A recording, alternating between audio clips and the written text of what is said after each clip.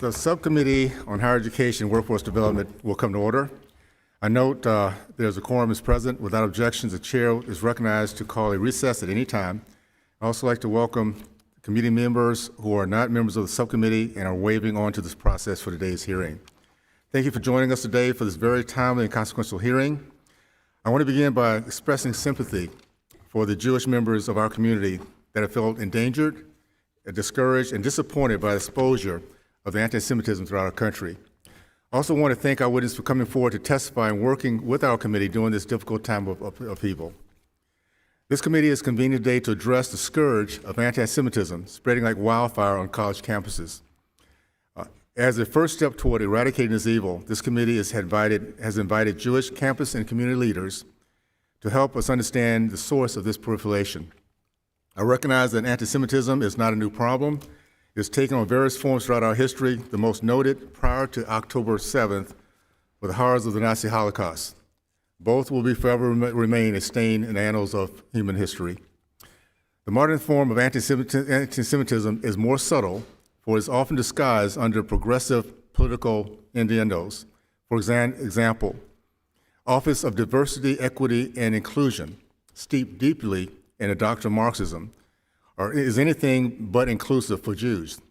Evidence shows that campus DEI bureaucracies play a major role in propagating the spread of anti-Semitism. There's a dirty little secret at the heart of DEI as it seeks to dismantle systems of oppression. It divides the world into oppressors and the oppressed, ascribing collective guilt to the oppressors and collective innocence to the oppressed. But what does this mean for the Jewish community? You would think the DEI industry would be sympathetic to the Jewish people's history of oppression, persecution, and wholesale slaughter. But no, the DEI hierarchy places the Jewish people at the very bottom of the oppression spectrum. A study from the Heritage Foundation explains that how diversity officers fuel anti-Semitic fire. After searching through the Twitter feeds of 741 campus DEI personnel, the Heritage J. Green found that 96% of the Israel-related tweets were either critical of Israel or explicitly anti-Semitic. DEI programs are, at its core, anti-Semitic because it ascribes collective guilt to the entire state of Israel for the mere existence. The core principles of this Marxist ideology is not diversity, equity, or inclusion. It is instead discrimination, intolerance, and bigotry toward individuals thought to belong to a wrong group. So rather than curbing discrimination on campuses, these DEI bureaucracies stoke racial tensions. A report from the National Association of Scholars found that DEI officials routinely organize race-segregated events, race-exclusive affinity groups, race-segregated spaces such as black-only dorms, black-only graduations, and race-specific training. You literally cannot make this stuff up. If it reminds anyone of the hate-fueled 1960s days of Deep South Jim Crow segregation and the roaming gangs of KKK bullies, it's because it is. Hopefully our witnesses from Yale, Ms. Tartak, can speak more about her experiences with campus DEI and if it made her feel included. I cannot think of a time since the 1960s when a group of students were more blatantly targeted, harassed, bullied, intimidated, and physically assaulted than Jewish students in the last month. Swastika graffitied over campuses, Jewish students being segregated in classrooms by their professors, Jewish students at the New York City's Cooper Union being forced to lock themselves in a college library and later escorted out the back door. What is the core of this problem? A gang of face-covering, cowardly bullies who feel no shame, who feel no sphere of accountability from college administrators where this hate is being taught. Chants for genocide ring loudly. A Cornell history professor called the pure evil of the terrorist attack on civilian innocence exhilarating. While anti-Semitic speech might be free, it deserves our moral condemnation. With respect to all free speech, this committee fully supports students' rights to political expression. What we do not and will not support is terrorism and threats of violence. We can no longer support the use of taxpayer dollars to cultivate, nourish, and grow hate on our campuses. I look forward to hearing from our witness accounts of exclusive, and divisiveness that are now being propagated and promoted throughout our country. DEI definitely plays a large role in fomenting this hate. But in what other areas should we look at to hold our universities accountable? Once again, I thank you for being here. And with that, I yield to the ranking member for his opening statement. Mr. Scott. Thank you, Chairman Owens, and thank you to our witnesses for your testimony today. It's been over a month since Hamas's terrorist attack on innocent civilians in Israel and the start of a brutal, ongoing war in Gaza. This conflict has directly devastated thousands of people, Israelis and Palestinians alike, and countless families and friends across the world and in the United States. Tragically, but not surprisingly, this conflict has also been marked by a rise in both anti-Semitic and Islamophobic incidences in America's colleges and universities. And to be clear, this discrimination is nothing new. Any student of history knows that it did not start with the current war, foreign influences, or any new philosophy. Our colleagues would do well to recall this country's century-long history of racism and anti-Semitism. We can all agree that free speech is a constitutional right and bedrock of our democracy, and colleges and universities have been on the front lines of advancing that right for decades. But we should also be able to agree that schools have a responsibility to protect students' civil rights and safety. And if they don't want to agree to that, Title VI makes it clear that they have that responsibility. Under President Biden's direction, the Department of Education has recently provided additional guidance to colleges and universities on how to uphold their obligation under Title VI of the Civil Rights Act and better address anti-Semitism, Islamophobia, and other forms of discrimination on campus. And while the Biden administration has taken an active role in helping institutions protect students, regrettably, many of my colleagues have spent this Congress fueling divisive and baseless culture wars. Moreover, this week, Congress will consider a government funding bill that includes cuts for the Department of Education's Office of Civil Rights, the very agency charged with protecting students from discrimination. So today, I hope my Republican colleagues will denounce the culture wars that have distracted us from protecting our vulnerable students, and I hope we can all stand behind the Biden administration's critical work to ensure that every student and educator has access to a campus free from discrimination, harassment, and violence. Thank you, Mr. Chair, and I yield back. Thank you, Mr. Scott. Pursuant to Committee Rules 8C, all members who wish to insert written statements into the record may do so by submitting them to the committee clerk electronically in Microsoft Word format by 5 p.m. 14 days after this hearing, which is November 28, 2023. Without objections, the hearing record will remain open for 14 days to allow such transactions and statements and materials referenced during this hearing to be submitted for the official hearing record. I will now turn to the introduction of our four distinguished witnesses. Our first witness is Rabbi Moshe Howard, who is Executive Vice President of the Orthodox Union, which is located in New York City, New York. Our next witness is Mr. Kenneth Marcus, who is the founder and chairman of Brandeis Center for Human Rights Under the Law, which is located in Washington, D.C.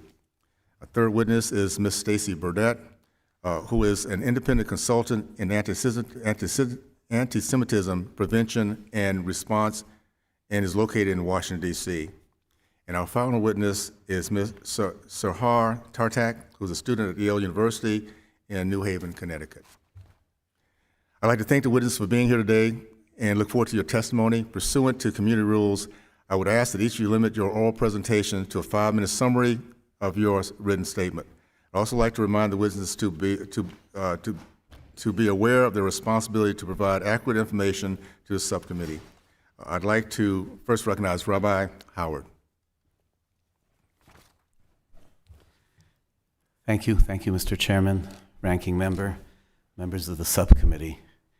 My name is Rabbi Moshe Hauer. I have the privilege to serve as the Executive Vice President of the Orthodox Union, which is the largest organization serving Orthodox Jews in the world.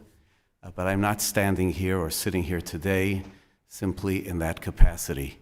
I work day to day together with colleagues across the Jewish community, all of us, are engaged in our future, who are our students on campus. We have an organization that services our communities on campus, and we work side by side with other organizations such as Hillel and Chabad, serving Jewish students of all types on our campuses, and I hope in these remarks to be able to represent them and to present to you, in addition to the many specific stories, some of which the chairman mentioned and cited, and others which you will hear here today and will hear, unfortunately and sadly, in the future, to give you a bit of a sense of the bigger picture. Our organization, like others in the Jewish space, we place educators on Jewish campus, on university campuses, educators who are there, who enter the field in order to be able to provide a home on campus for Jewish students, to help nurture their sense of community, their sense of identity, to have a place to come together to celebrate Jewish holidays and the Sabbath, to study, to eat together, to maintain their sense of community, of their faith community. Today, the entire community of Jews on campus do not need a home, they need a fortress. People who went into this field in order to be able to educate and to nurture, instead find themselves, despite their own trauma and their own fear, having to spend their time just caring for the trauma and the fear of their students. Day to day, instead of educating, they're protecting. They're counseling people, students, how to avoid danger, how to navigate a class where the professor, where the staff that's in the class is creating a hostile environment for the students. The notion of being able to be there, to build, to grow, where the campus is a nurturing environment for all of its students, is unfortunately not their reality. Once upon a time, Jews were not admitted to these campuses. Today, we've come a long way. Jews are admitted to every campus.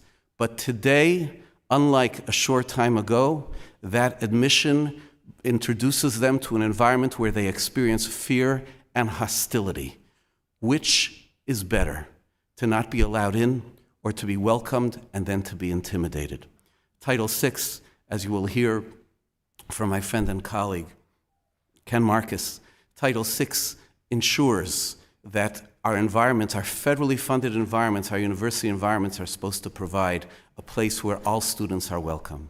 And what we are experiencing today is a test case in non-compliance to Title VI. I would also like to make a last point, and that is to draw you back to the big picture of how the Jewish community, the students and the Jewish community as a whole, are experiencing this moment. We are the people of the book, and that book contains values and morals, and it tells us our story. We all know our story, and this is the story of the Jewish people in a nutshell. We've been around for a few thousand years. We come to a country where we live, where we wander to.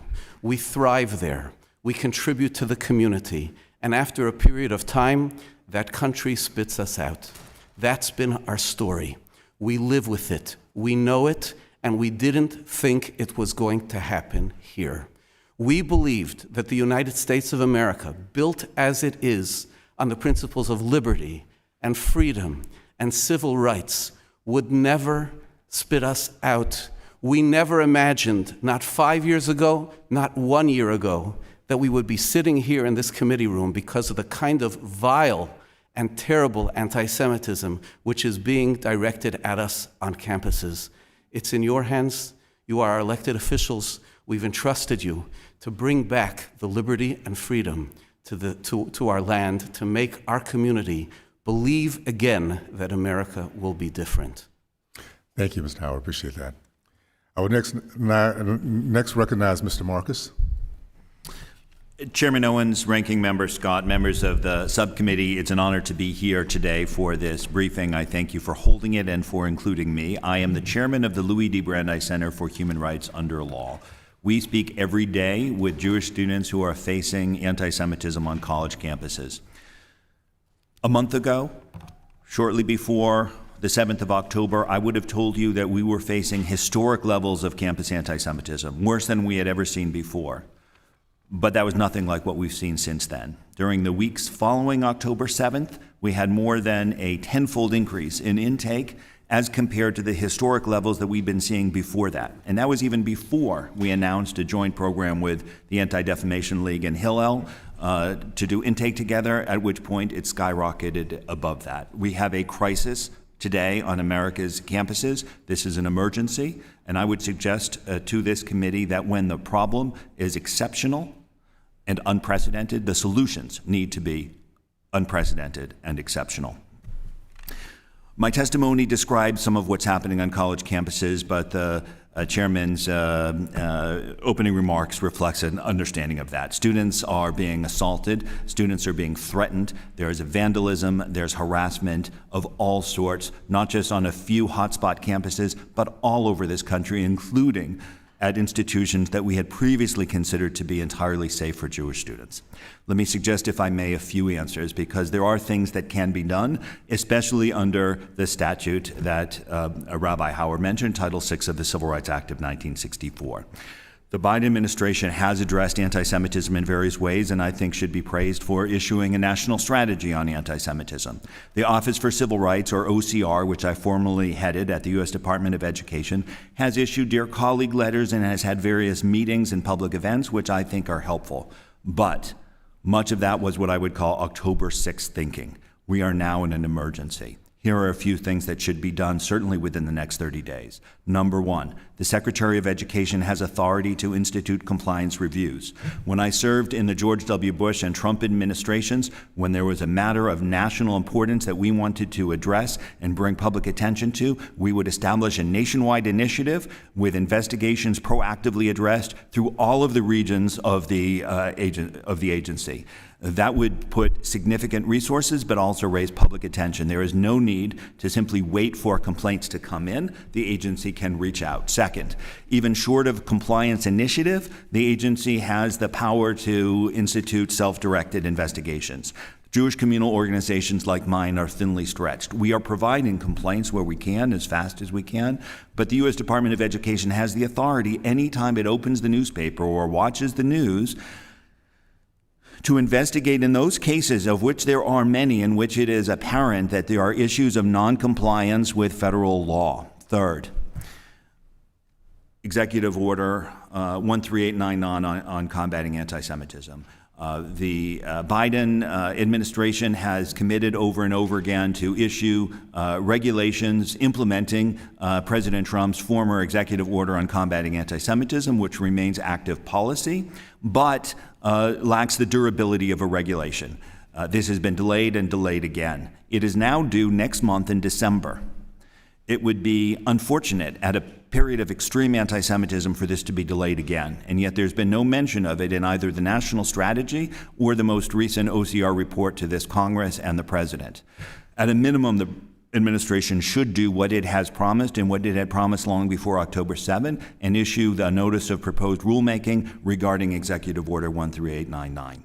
Fourth, the Anti-Semitism Awareness Act. That's up to this Congress, not the executive branch. But there is legislation that has been introduced that would formalize and codify the executive order established by the last president, President Donald Trump. This would provide tools needed by OCR in order to ensure that there will be consistent standard use of the understanding of anti-Semitism. Those are four things, but in general what we need is not just good words, not just an occasional letter, but a combination of strong guidance and, most importantly, proactive action. There is no need to simply wait for complaints to come in. The federal government should take action, and there's no reason why it cannot do so within these next 30 days. Thank you, sir. Thank you, Mr. Marcus. I will now recognize Ms. Burnett. Thank you very much. Thank you, Chairman Owens and Ranking Member Scott, for this opportunity. Anti-Semitism isn't just a threat to Jews, it's a threat to democratic norms and American values. Its presence has always been a warning sign about the health of free democratic societies. All the members here have noted that what we're seeing isn't new. It follows the core logic of anti-Semitism throughout history. It's a lie to blame Jews for what's wrong in the world. You've also recognized anti-Semitism is a feature, not a bug, of American society and history. The demand for a better life for Palestinians is a worthy cause, but attacks on Jewish students have nothing to do with criticism of Israel's policy or actions. They don't serve Palestinian freedom or advance any peaceful future for Israelis and Palestinians. Here's what some of the most responsive universities I've seen have in common. Number one, they get that this isn't business as usual. We've heard from the other panelists, October 6th was a different world. They've been communicating steadily and repeatedly with students and faculty to remind them anti-Semitism violates, first of all, the university's values. There are rules, there are parameters around protests. They've increased security, services like escorts and hotlines to report threats. Some have formed anti-Semitism task forces to look system-wide at policies and even their academic offerings. We hear the call from communities, where are my allies? Jews need support, we need solidarity, and we need recognition that anti-Semitism is serious. And that's why organizations like the American Jewish Committee and the Anti-Defamation League see DEI as a critical framework for their work. They're investing in DEI-compatible education material about anti-Semitism. It's true, Jews don't fit neatly into the protected categories. It's not rocket science to fix that. So enhance it. Don't make us the excuse to shut down something important. Pushing back against anti-Semitism means we need an all-hands-on-deck approach across society. And the national strategy to counter anti-Semitism is a comprehensive roadmap. It's already being implemented across federal agencies. The Department of Education and 8 new agencies have made crystal clear anti-Semitism, discrimination against Jews violates civil rights laws. They have pledged and are taking action.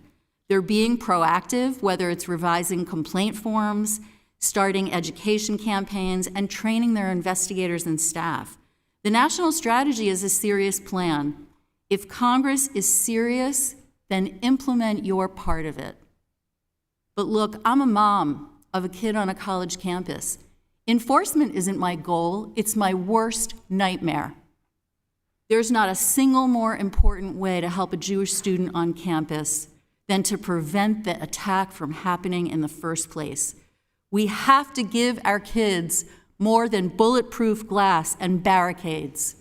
Prevention isn't an extra, not with any kind of crime and not with anti-Semitic hate crimes. Hate doesn't just frighten people, it isolates them.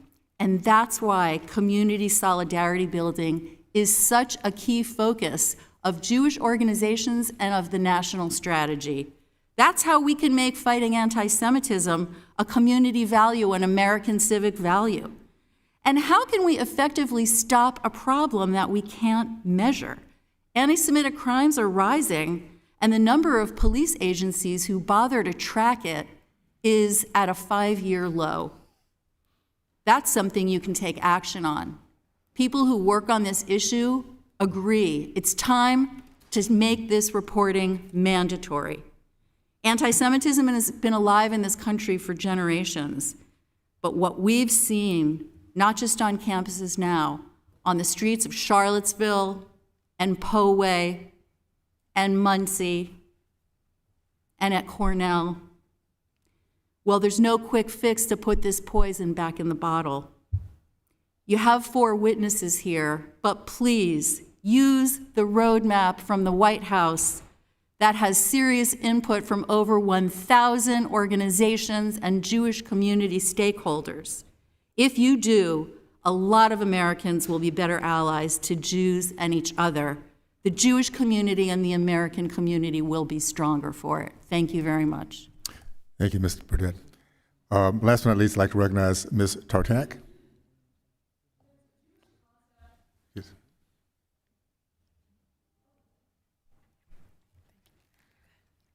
There's a Jewish concept that encourages bringing light into times of darkness through acts of loving kindness.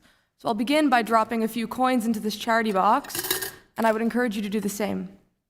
Distinguished members of the subcommittee, good morning. My name is Sahar Tartak, and I am an Orthodox Persian Jewish student at Yale University.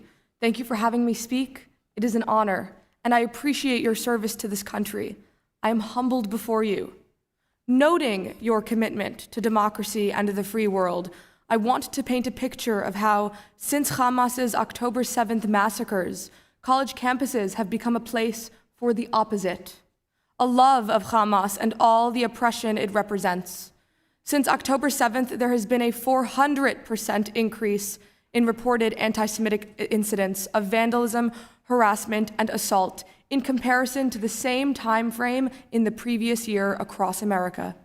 Let's start with Yale, my own university where I received death threats for my Jewish activism, and the Ivy League institution refuses to provide me with direct protection. That's just the beginning. I haven't had time to mourn the murder of over 1,400 members of my Jewish family across the sea. I haven't had time to cry. I've been too busy handling an interdepartmentally sponsored Yale event entitled, quote, Gaza Under Siege. My Jewish friends and I were barred from entry. We pressed our ears against the door for 2 hours listening, quote, the Israeli state cannot remain the state of the Jewish people. Quote, Israel aims to inflict as much harm, damage, and death as possible. Quote, Panelists refused to label Hamas, quote, terrorists, let alone to condemn them when asked. They instead justified their brutalities, saying, quote, violent resistance movements often emerge in colonized spaces. An official Yale University response declared that, quote, opinions and positions from people of all backgrounds were expressed respectfully during the program, but we heard nothing of the sort from behind the door. The week before that, I also didn't have time to cry. I was too busy with the Yale Daily News, the oldest collegiate paper in the country, redacting my mention of Hamas's raping women and beheading men from an article I published for the paper, deeming these atrocities unsubstantiated. Yale's administration made no comment. The week before that, I didn't have time to cry because I went to film one of many pro-Hamas protests at Yale where hundreds of my peers gleefully yelled, quote, resistance is justified. Yale's administration made no comment. The week before that, I wrote an article about the officially recognized campus group Yalees for Palestine publicly, quote, celebrating the resistance's success. Not to mention similar statements made by university professors. Again, the Yale University administration did nothing. Again, I didn't have time to cry. On campus, I sit in a crowded dining hall, and I ask myself, how many people in this room want me dead? You have no doubt heard about assaults and intimidation of Jewish students at Cornell, Columbia, and Cooper Union. You've heard about the words, glory to our martyrs, projected onto George Washington University's library. Those Jews also didn't have time to cry. You may not, however, have heard about my Jewish friend, a freshman whose residential counselor laughed contemptuously at a survivor of the Nova Music Festival massacre for visiting their university to detail his trauma.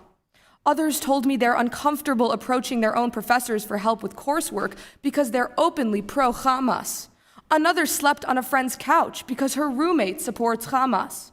One attended a seemingly innocent dance concert whose program featured a donation link to, quote, support Palestinian anarchist fighters on the front lines of resistance. I wonder where that was going. They've all receded into Jewish centers exclusively for reasons which are crystal clear. Universities have allowed Jew hatred to run rampant. If they fail to protect their Jewish students, they should be stripped of their federal funding. They must derecognize and defund student groups that promote violence, calling for, quote, intifada, or supporting U.S. designated terrorist organizations. The federal government cannot subsidize hotbeds of anti-Semitism. The Department of Education should proactively open Title VI investigations, not just receive them passively. Diversity, equity, and inclusion offices should be scrutinized for protecting every minority group other than mine. This is not an exhaustive list, but I urge you to mobilize on this issue. Do not abandon your Jewish students during this crisis. Academia has turned its back on us. Will you do the same? Thank you. Thank you so much. Pursuant to the previous order, the chair declares the subcommittee in recess, subject to the call of the chair for votes on the House floor. We will reconvene immediately following the last vote in the series. Thank you. The committee stands in recess.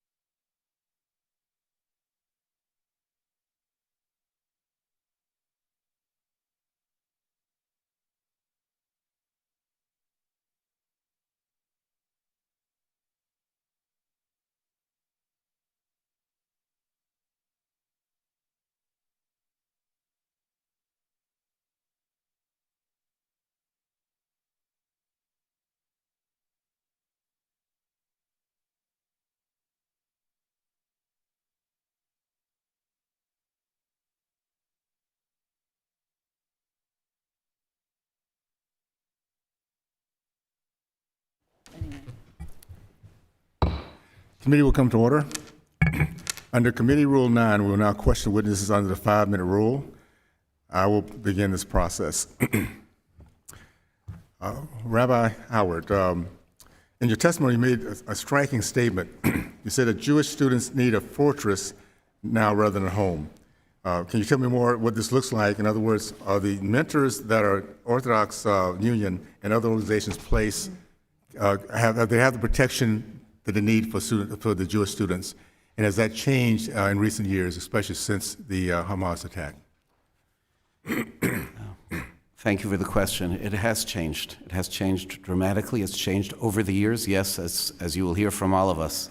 October 6th, we were also dealing with an intensely fearful and changed campus environment, and it has multiplied exponentially since October 7th. Yes, our professionals, our educators, are spending, as I said in the original testimony as well, they're spending a lot of time counseling students about environment, about how to respond, how to report, how to navigate what has become an increasingly unfriendly environment. Our Jewish students on campus, when they come to the place, they're very often they're doing something which is really essential to themselves and to their identity. They can't and they shouldn't need to melt into a campus environment by hiding who they are. The ability to convene in Jewish spaces. But Jewish spaces are targeted. People are seeking extra security.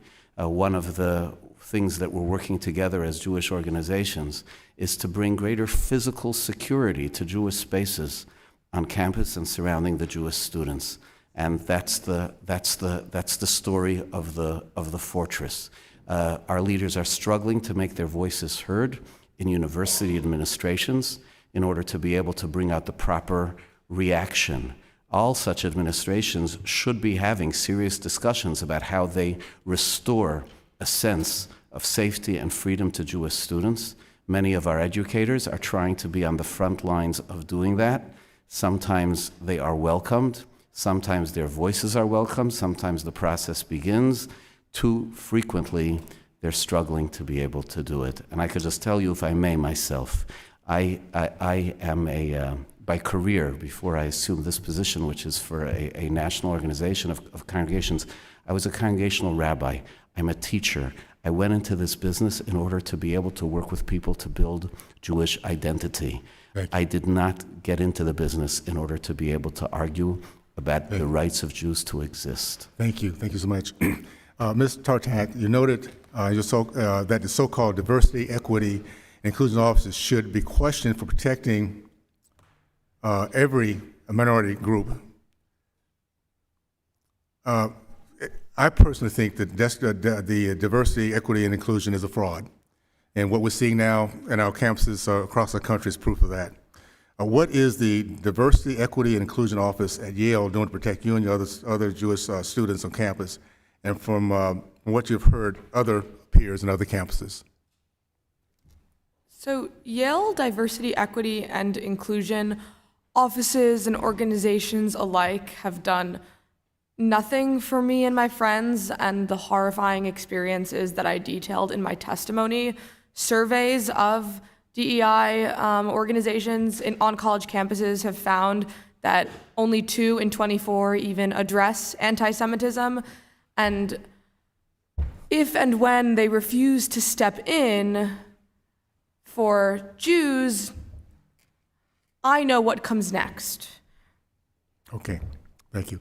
In a few seconds we have left, Mr. Marcus. You've heard the voices of the left express concerns about the pro-Hamas students not being given their free right of speech. Yet in your testimony, you noted that Brandeis Center, over half the Jewish fraternities and sorority students surveyed expressed avoiding their views on Israel because of the concerns they might have for themselves. Do you have any comments on that? Any further comments on that? Thank you, Mr. Chairman. Certainly, I would say that we speak every day with students who feel that they are unable to express their Jewish identity on campus without various forms of punishment or social stigmatization. Jewish students for whom Zionism is an integral part of their identity are, in particular, unable to do so. They are finding that they are excluded from student government positions or subjected to impeachment votes or otherwise excluded. Thank you so much. I now recognize Mr. McConnell. Yes. Thank you, Mr. Chairman. I am appalled by the rise of anti-Semitism amid a painful and precarious moment in light of the October 7th attack launched against Israel. And I'd like to take this opportunity to address a recent vote that I took, and so that folks can understand why I did what I did. Congressman Owens, the chairman, introduced a resolution titled Condemning the Support of Hamas, Hezbollah, and Other Terrorist Organizations at Institutions of Higher Education, which may lead to the creation of a hostile environment for Jewish students, faculty, and staff. To be clear, the early draft of this resolution was a resolution that I intended to support. I believe that condemning the actions, the heinous actions of Hamas was an important thing for Congress to express and to express maybe something different that was going on many of our nation's campuses. However, the resolution that came to the floor for a vote differed vastly from the initial version. The subsequent iteration contained added whereas clauses, many of which misrepresented instances of anti-Semitism on college campuses. Congress has a responsibility to remain truthful above all else. If we are misrepresenting data to present a false narrative or perpetuate a narrative which may provide some political gain, then we are providing a disservice to those we represent. So after much thought and deliberation, I voted against the resolution because it was overly broad and implied university administrations are not challenging or properly responding to instances of anti-Semitism, notwithstanding what our witness here has testified today. I do realize that some administrators have not acted with appropriate alacrity. One of the whereas clauses in this resolution included an instance of a Stanford lecturer targeting Jewish students. From what I heard, it was a despicable moment. This did not depict, however, a full, accurate picture because the text of the resolution failed to recognize that the instructor was subsequently suspended by Stanford University. A second mischaracterization occurred on page 2 of the text, which read, quote, whereas on October 22nd, 2023, the Brandeis University student government voted down a simple resolution condemning Hamas and calling on the immediate release of all hostages back to their families unharmed, end quote. Now, this could have done potential harm to the students at Brandeis University who were mischaracterized as having failed to condemn Hamas. Inaccurate reporting misconstrued the dynamics of a student Senate vote that concerned process and procedure. The Brandeis Student Union had not issued any statement that supported Hamas, and they actually vigorously condemned the attack. This resolution should not have been included in a congressional resolution. Misreporting prompted the Brandeis University president to set the record straight, and he released a formal statement entitled Setting the Record Straight. And the statement expressed what the university unequivocally stands with Israel. And Mr. Chairman, I ask unanimous consent for this letter to be entered into the record. No objection. Now, the pro-Israel organization J Street further recommended to members to object to the Owens resolution, citing concerns with the implication that universities were not acting to address instances of anti-Semitism. Some of my colleagues have attempted to seize an opportunity to divide the Democratic caucus with gotcha resolutions and bad faith attempts to condemn anti-Semitism, which is what the resolution, in my view, ended up being. Competing resolutions have been introduced which support Jewish students without perpetuating any falsehoods, and such as the Kustaf Wassman Schultz resolution. And I was proud to be an early signer of this resolution to condemn anti-Semitism on college campuses and encourage higher education leaders to respond to incitements of violence. If we could only have passed that resolution instead.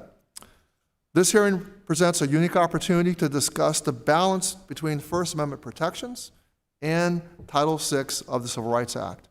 And I'm running out of time, but I am convinced, as from the testimony from Ms. Burdett, that we can strike that balance and we can meet the challenge of the moment for Jewish students on campus and all students. And that is our duty as representatives, and that is duty of our government, and I yield back, Mr. Chairman. Thank you. Now I'd like to recognize Ms. Chavez-DeRima. Thank you, Mr. Chairman, for holding this important hearing, and thank you to the witnesses for being here today. Over the course of my life, I cannot think of a more terrifying time for the Jewish community. Hamas, a terrorist organization which violently oppresses and sacrifices Palestinians in Gaza, carried out the worst massacre of Jews since the Holocaust. And immediately, university students and administrations proudly took up the banner of Hamas. The sole interest of Hamas in using Palestinians as collateral damage in their extremist aim to kill every last Jew remaining in the world. And yet so many students and universities didn't hesitate to make it clear that being Jewish is justified cause for harassment, assault, death threats, and murder. The question has to be asked, why is anti-Semitism such a shared sickness in American universities? For many elite institutions, Jewish students were prohibited from attending for a significant period of their existence. And if American history has taught us anything, it's that ingrained racism is something you have to force out of institutions. It doesn't disappear on its own. Mr. Marcus, are you able to further provide the committee the historical context of anti-Semitism in American universities? Thank you, Congresswoman. I agree entirely with your remarks. Speaking as a practitioner as opposed to a historian, I can tell you that 20 years ago when I first dealt with this issue, we had faced a half-century of progress, ending roughly with the onset of the Second Intifada. But over these last 2 decades, the situation has turned around, getting worse over 20 years, but with accelerating deterioration during the last several years, with a particular spike since October 7, with college campuses, places where you would expect toleration, providing exactly the opposite of that. Ms. Tartak, thank you for being here, being so brave. In your view, at Yale and other universities, how has the systemic anti-Semitism been able to maintain itself in this modern era? Thank you for the question. So the sense that I've gotten from university administrations and the reason why they seem to really be failing to handle this issue is because somehow it has been successfully politicized. To be more specific, so that administrations and I would say, pro-Hamas students and faculty view any condemnation as anti-Semitism somehow as another form of bigotry against Muslims or Palestinians, which is why we wind up with statement after statement of both sidesism when a Jewish student is harassed or assaulted. This happened at the University of Massachusetts Amherst. A student was beaten up. A Jewish student was beaten up while holding an Israeli flag. They then came back and took a knife and destroyed the flag. And then the university's statement said, we condemn anti-Semitism, Islamophobia, and maybe they also said all other forms of bigotry. This is just, it's pure evidence. They cannot condemn anti-Semitism by itself. And so that's a really good way of erasing anti-Semitism when it happens. Thank you. You being here gives me, and I imagine everyone here, a lot of hope. The past dictates the present, and it seems clear that universities have not seriously reckoned with how historic anti-Semitism has arguably gotten stronger in the modern era of academia. As an American, I pray that there can be a resolution to this hatred. As a member of Congress, I remain determined to continue working to ensure the existence of Jewish people is protected. No person should ever fear for their safety on account of their race, color, or creed. And with that, Mr. Chairman, I yield back. Thank you. I now recognize Mr. Courtney. Thank you. Excuse me. Thank you, Mr. Chairman. And thank you to the witnesses for your testimony today. Again, want to first of all acknowledge resident of New Haven, Connecticut, Ms. Tartak, for your testimony today and your work at Yale Daily News, where I think combined along with many other voices, the external pressure to really eradicate anti-Semitism, is going to again have a lot of strength in the coming days, and that's certainly hopefully what we're going to achieve with this hearing today. In New London, Connecticut, a little further up the coastline, we have a situation where a family has a relative, Liat Benin Atzili, and her husband, Aviv Atzili, who were in kibbutz near Oz on the day of the October 7th. Liat, who is a dual citizen, and that's the family in New London, she is still a hostage in Gaza, and my office has been working with the family and the U.S. Embassy in Israel, as well as the State Department, tracking the situation. So again, even though in the U.S. events may seem like they're far away, but they're all very local. And as I said, your presence here today as someone living in Connecticut, again, is much appreciated. Ms. Burdett, your work with the Anti-Defamation League, which I think has really been the absolute bedrock institution that has been whose mission is to identify anti-Semitism for decades and decades, as well as to address it.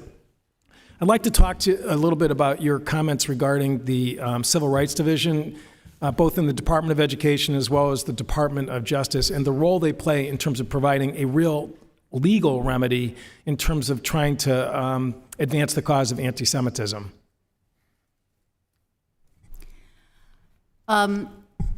Both in the Department of Justice and Education, it's been very important that those offices have restated, re-upped the truth and the message that anti-Semitism is a violation of civil rights. It's something that needed reiterating. We need to be translating resources for victims into Hebrew and Yiddish. All of those things that those offices do make a difference in someone's life. And I think, I hope Congress will fully fund the DOJ's prevention programs. Because if we prevent bias-motivated violence against targeted victims, we will protect Jews. So let's do that. And I think those offices, it's not only their enforcement role that's important, it's the difference they can make in the lives of someone who needs support because something has happened to them, how they respond, how they communicate with communities. And like I said, all I hear from Jewish students is, where are our allies? Where are people in other communities standing up for me? Well, we can't hear that cry and then think that building solidarity, when our local officials do work that brings community together, they are building a social fabric that protects people. It's not an add-on. So on page 8 of your testimony, again, one of the headings is when students call, make sure there's enough investigators to answer. And again, that really, at this particular moment, is an issue that's right in play. We are about to vote on the budgets of the Department of Justice and the Department of Education with the spending bills, which my colleagues on the other side's Appropriations Committee reported out. And the Civil Rights Division in the Department of Justice is looking at a $41 million cut from their budget, and the Civil Rights Division in the Department of Education is looking at a $35 million cut. I've been around Congress for a while. Talk is cheap. Budgets matter in terms of whether or not, again, there's someone to answer the phone and actually put pressure on institutions, whether it's higher education, employers, you name it, where anti-Semitism is rearing its head, that we actually have the resources in play to provide a real remedy. I mean, it's a basic first-year law student maxim that when there is no remedy, there is no right. That's Marshall versus Madison, one of the bedrock cases out of the U.S. Supreme Court. And these budgets really raise a question whether or not there's going to be a remedy. Again, in 15 seconds left, maybe you'd like to sort of comment on that. Republicans and Democrats have complained to the Department of Education about their backlog, about their alacrity, and I don't understand how we can complain about a group of people not getting through 19,000 cases when they were not set up. They are not equipped to handle that deluge. And I can tell you from my experience, the complaints that are going to be coming in are going to be real, they're going to be hard, and they are going to need investigative capacity.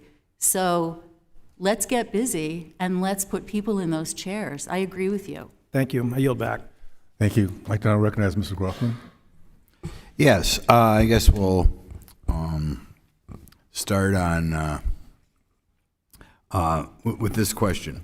Right now, there's been a lot of concern, a lot written about from Mr. Marcus, a lot written about the lack of diversity on college campuses. Very strong to the left. There's been an increasing role of DEI sort of programs in which left-wingers are hired by colleges and universities. Do you feel that these people are contributing at all to anti-Israel sentiment, or is there a correlation between the increase in anti-Semitism and an increase in these sort of employees in college campuses? Congressman, there are some people in the DEI field who are doing good work and even helping Jewish students, but there are three fundamental problems. First, DEI programs often do not even mention anti-Semitism or Jewish identity in their training programs. Second, studies from the University of Arkansas show that often DEI professionals, especially in higher education, have strong anti-Israel views that cross a line into anti-Semitism, so they would not be the appropriate people to go to at any rate. Third, oftentimes DEI programs are built on an ideology which creates a dichotomy between oppressor and oppressed, between white supremacist and BIPOC, and too often Jews are viewed as being ultra-white oppressors, which means that regardless of whether Jews are mentioned or not as a discrete minority, the entire process, the entire ideology is structured too often against the Jewish people. We're told, I mean, I talked to some people whose children are mistreated on college campuses. They notice a lot of BLM signs or that sort of thing, sometimes connected with this sort of thing. Is there a correlation between BLM, or are they weighing in one way or other on these incidents? Mr. Chairman, was that for me? Yeah. You're asking about correlation with Black Lives Matter and the problem we see on campus. So what I would say is that the Black Lives Matter movement stands for a lot of different things for different people, but the movement has, in various places, including for a significant period on its website, had strongly anti-Zionist messaging, and sometimes also has that perspective in the work it does. The Jewish community tends to support efforts to make sure that all minorities are supported, but the particular group that you mentioned, unfortunately, does have an anti-Zionist background that can be hurtful. Okay, as far as social media is concerned, there have been reports that TikTok has been prioritizing, say, a more Palestinian anti-Israel message. Is that true? My expertise is more the campus than social media, but what I can tell you is anecdotally talking to students, they are deluged with anti-Zionist messaging coming both generally from the discourse and also oftentimes from their campus itself. Could one of you just comment in general? I'm going to come back to the lack of intellectual diversity on college campuses. And the lack of diversity is usually strong.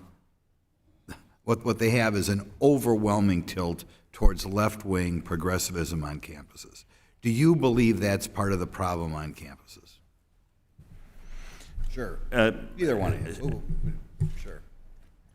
Certainly, Congressman, it can't be coincidental that we have on so many campuses an environment that has become so hostile to Jews and Israelis at the same time that anti-Zionist attitudes are so prevalent within the faculty themselves, and those anti-Zionist attitudes are sometimes coupled with left-wing ideology. Do you see any correlation between anti-Israel views and anti-American views? Does it attract the same breed, same type of person?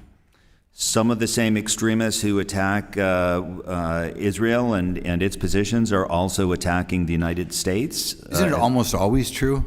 I mean, insofar as you can identify people in front of all I can say is we see it all the time. Okay. Final question. I think we're having a lot of people from other countries come here. And we've had a lot of horrible incidents, say, at MIT. And the percentage of students at MIT coming from other parts of the globe is very, very high. Is there a correlation between new people coming here, either as foreign students or just people coming from other countries? Is there a correlation between these and the anti-Israel extremists? You see some of these people causing trouble. I don't have data, but I can say that we see trouble both from people who are born here and people who come here from other countries, both. You don't think that when you see the high number of people coming from at MIT and the high number of protests, there's no correlation between the foreign students and the people demonstrating? I don't have data, but anecdotally we are seeing foreign students as well as native-born among the perpetrators. Thank you. May I respond, Mr. Chairman? Since he had thrown his question to anyone who wants to comment. I'm sorry, time's expired. Okay. I'd like to, Ms. Bonamici, thank you. Thank you, Mr. Chairman. I just want to start by responding to my colleague and expressing extreme concern about the notion of placing everybody in the same category and assuming that anyone that comes from a particular country or has a particular color of skin shares certain beliefs. I think that's hugely problematic. And Mr. Chairman, thank you for holding this important hearing. Thank you to our witnesses. We know anti-Semitism has been a threat for centuries. Ms. Burdett, you talked about prevention. I want to note that in my home state of Oregon, in 2019, the legislature required education about the Holocaust. They just updated that legislation earlier this year to include a required curriculum about Jewish history and culture. Those are obviously steps in the right direction, but now post October 7th, it's undeniable that we are experiencing an enormous and concerning rise in anti-Semitism and other hateful and discriminatory rhetoric, especially on college campuses, but not limited to college campuses, I might add. Sadly, too often in these situations, it's become violent and threatening way beyond constitutional free speech protections. I understand this is a hearing about anti-Semitism, but it's important to recognize there's also been unprecedented surge in anti-Muslim and anti-Arab bias and hate. There's a significant dangerous threat to a mosque that's in the district I represent. That's wrong too. I hope we can all agree that every student has the right to be on a campus where they not only feel safe, but are safe, especially when discussing and debating important and controversial topics. That's not happening today. We heard from a student about that. We know anti-Semitism has repeatedly reared its ugly head in the form of hateful rhetoric and disgusting images and symbols, and now it's back in levels we have not seen in our lifetime. We need a unified, empathetic, and appropriately nuanced approach from this committee in Congress. Title VI gives us the opportunity to do that. I want to note that after 9/11, our federal government did not do enough to protect Muslims amid an alarming rise in Islamophobia and violence toward and hate crimes toward Muslim Americans. We can learn from that and realize that we have to take action. I'm grateful for the rapid response by the Department of Education's Office for Civil Rights, OCR, to remind colleges of their obligations to protect Jewish students, Muslim students, students of all faiths against discrimination. I'm also very grateful that OCR has expedited an update to its discrimination complaint form, so hopefully campuses can access the resources and support they need as soon as a discriminatory act occurs. I'm following up on Mr. Courtney's question. Ms. Burdett, there's a push among my Senate colleagues led by Help Committee Chairman Sanders to include a 27% funding increase for the Department's Office of Civil Rights in a supplemental appropriations bills. I support this and hope that a similar bipartisan effort takes shape in the House because of the bipartisan consensus that we're hearing about addressing what's happening on college campuses. So, Ms. Burdett, how could OCR use these additional resources from Congress to fulfill its responsibility and protect civil rights of students and combat any faith, race, or ethnicity-based discrimination? And would you please also, I know you wanted to respond to Mr. Grossman's question as well. Well, I'll start with the Department of Education. I mean, I am an advisor to professionals on campuses, and complaints are going to go up. Congresswoman, if tomorrow you were a senator and you got to only bring your House staff, it would limit how effective you could be. And so this is just common sense that we need to capacitate this organization, because later, members of Congress will criticize that office for not moving quickly enough and for having a backlog. And I can't be a Jewish person and not remember that we were viewed as foreigners who were dangerous. 2/3 of the American public in 1938 believed that Jews in Germany were responsible for the persecution that the Nazis were bringing on them. And we weren't allowed to come here because people believed we would be German spies and we would be a fifth column in this country. And so hate comes from everywhere, and so do acts of good people. And so that kind of profiling, it's not backed up by the data. You're members of Congress. You can access information about people who come to this country. My understanding is that they commit crime at lower rates than our own kids.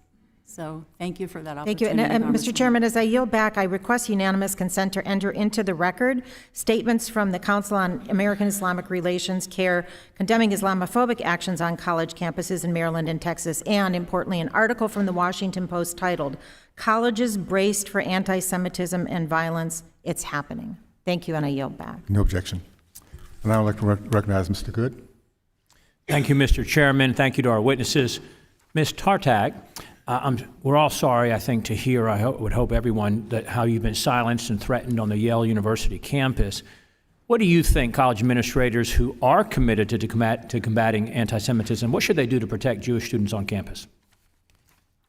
Sure. So first of all, I think that they have options.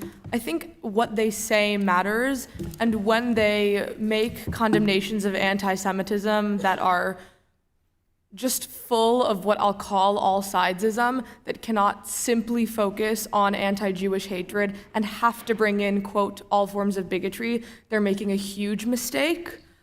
I think that they can also de-recognize and defund student groups that promote violence and that support terrorist organizations recognized by the United States government.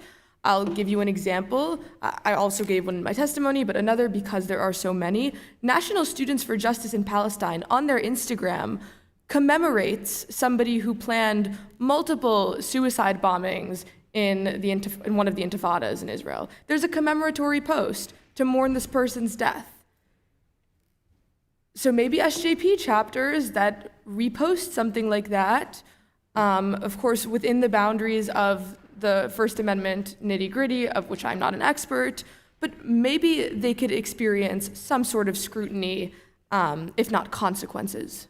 Well said. This equivalency where you have to lump everyone in together instead of speaking specifically to the issue at hand of anti-Semitism. Even this White House, as soon as you mention anti-Semitism, moves to Islamophobia. And then specifically, the colleges don't have to sanction or subsidize or condone these groups that are obviously hate groups and anti-Semitic groups. What would you estimate the ratio to be of students on campus that would be pro-Israel versus pro-Hamas? Ooh, well, it depends on the college campus, which is relevant. But how about at Yale? Sure. So at Yale, I would say pro-Hamas, as in would show up to a rally shouting something along the lines of, or quote, verbatim, resistance is justified. 20% of the student body. 20%? Sure. Because. Wow. How about the professors? Ooh, also a good question. It also depends on the department. But a good example was this event that I went to called Gaza Under Siege, where the panelists presented Hamas as a resistance movement. And that was co-sponsored by 5 or so university departments, as in majors: the Religious Studies Department, the Women's Gender and Sexuality Department, Ethnicity, Race, and Migration, our Center for Middle East Studies. So I think administrative backing says a lot and maybe answers your question. That is incredible that you would estimate that perhaps 20% of Yale students might show up to a pro-Hamas rally, a truly pro-Hamas rally. And, one has to wonder what happens on our college campuses. And in light of, and I keep bringing it back to this, and I'll do it once again, in light of the border invasion facilitated by this administration and the individuals who are in our country now, aided by this administration, when this happens here, what we saw play out on October 7 in Israel, when this happens here, it'll be interesting to see how on our own college campuses the response is. And these professors that are in many cases subsidized by tax dollars, not specifically at Yale in terms of it being a private university. Mr. Marcus, to you, if I may, just pivot. Should universities like Yale be able to hide behind the First Amendment, or should there be consequences when we see this kind of this anti-Semitism played out, or this expression played out on college campuses? Congressman Good, the problem isn't just that there are students who are saying the wrong thing, but universities that are doing the wrong thing, and we need to start with the grown-ups. They need to begin by saying we will do no harm. They need to look at their DEI programs. They need to look at their curriculum. They need to look at programs like Middle East Studies programs with a one-sided anti-Israel propaganda that is simply fueling the problem on campus. Yeah, are you concerned about, we know there's billions of dollars flowing to college campuses from countries such as Qatar, China, Saudi Arabia, United Arab Emirates, countries that don't hold the same values that we do, and it's even there was a study by the Anti-Defamation League, it's a report that showed how money from Iran is actually being funneled to universities that support anti-Semitism. Are you concerned about the impact that these foreign influences on our college campuses might be having on the spread of anti-Semitism? I am, sir, but I want to say respectfully that a lot of the money going to it is our own money from the U.S. taxpayer. So a lot of it is either federal money, or it's state money, or it's student activities fees. But yes, it is also true that foreign money is coming in and having questionable influence. Thank you, and I yield back, Mr. Chairman. Thank you. And I'd like to recognize Dr. Adams. Thank you, Mr. Chairman, and thank you to our ranking member, and thank you to the witnesses for being here today and for your testimony. As a 40-year retired college professor, I'm appalled at the recent reports of anti-Semitism that we've seen in this country and the demonstrations of hate overall. Anti-Semitism has been a serious issue in this country. It's been ongoing and has existed for a number of decades. We've seen hate, unfortunately, trickle down to many parts of our society, and today we're looking at our colleges and universities. It's horrible to me that students are being attacked simply for who they are, and every student, regardless of race or religion, deserves the right to study and to learn safely on a campus, and they deserve the right to walk on the campus and just be there and feeling safe about it. Ms. Burdett, in your work at the Anti-Defamation League, you developed policies and strategies and programs to prevent and counter anti-Semitism. So can you discuss briefly some of the strategies that you use to help schools combat anti-Semitism, and in your experience, how have the institutions responded to these strategies? So institutions in general in this country want to do better. And working as a lobbyist for the Anti-Defamation League was like, most of the time was like falling through an open door. I think institutions need outside partners and expertise and validators and supporters. But one of the most important strategies and things that we have learned as a country is that where there is data, action follows. And where campuses have programs that incentivize and promote reporting and make it even more comfortable for students to make a report, they can look at their problem and quantify it. And the fact that, everyone on this committee could actually ask their own police department to start reporting to the FBI. And I just can't emphasize enough that if you have a diverse city in your district that is reporting 0 or 1 hate crime, it's not credible, and we all know it. And so reporting, even schools that have a policy against bullying, and bullying, by the way, hurts Jewish people and our brothers and sisters in other communities, Where a policy is posted online and promoted, children are safer. There are less suicide threats among kids. And so these kinds of spotlights that we can put, and then I've talked a lot about prevention. Prevention really matters, because once a hate crime has happened in a family, some families will actually never recover from that trauma.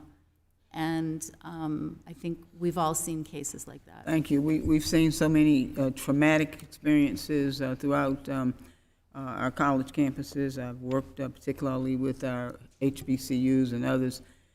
Hate anywhere is a terrible thing. You've talked a little bit about the Office of Civil Rights and the fact that we need to fund this department, because when we look at the fact that we've had an uptick in Title VI complaints, and the years that the Republicans have been in the majority, the Office of Civil Rights has either been underfunded or not funded at all. But I want to ask you about, since you mentioned diversity, diversity, equity, and inclusion programs on college campuses were designed to address potential issues among the different demographics.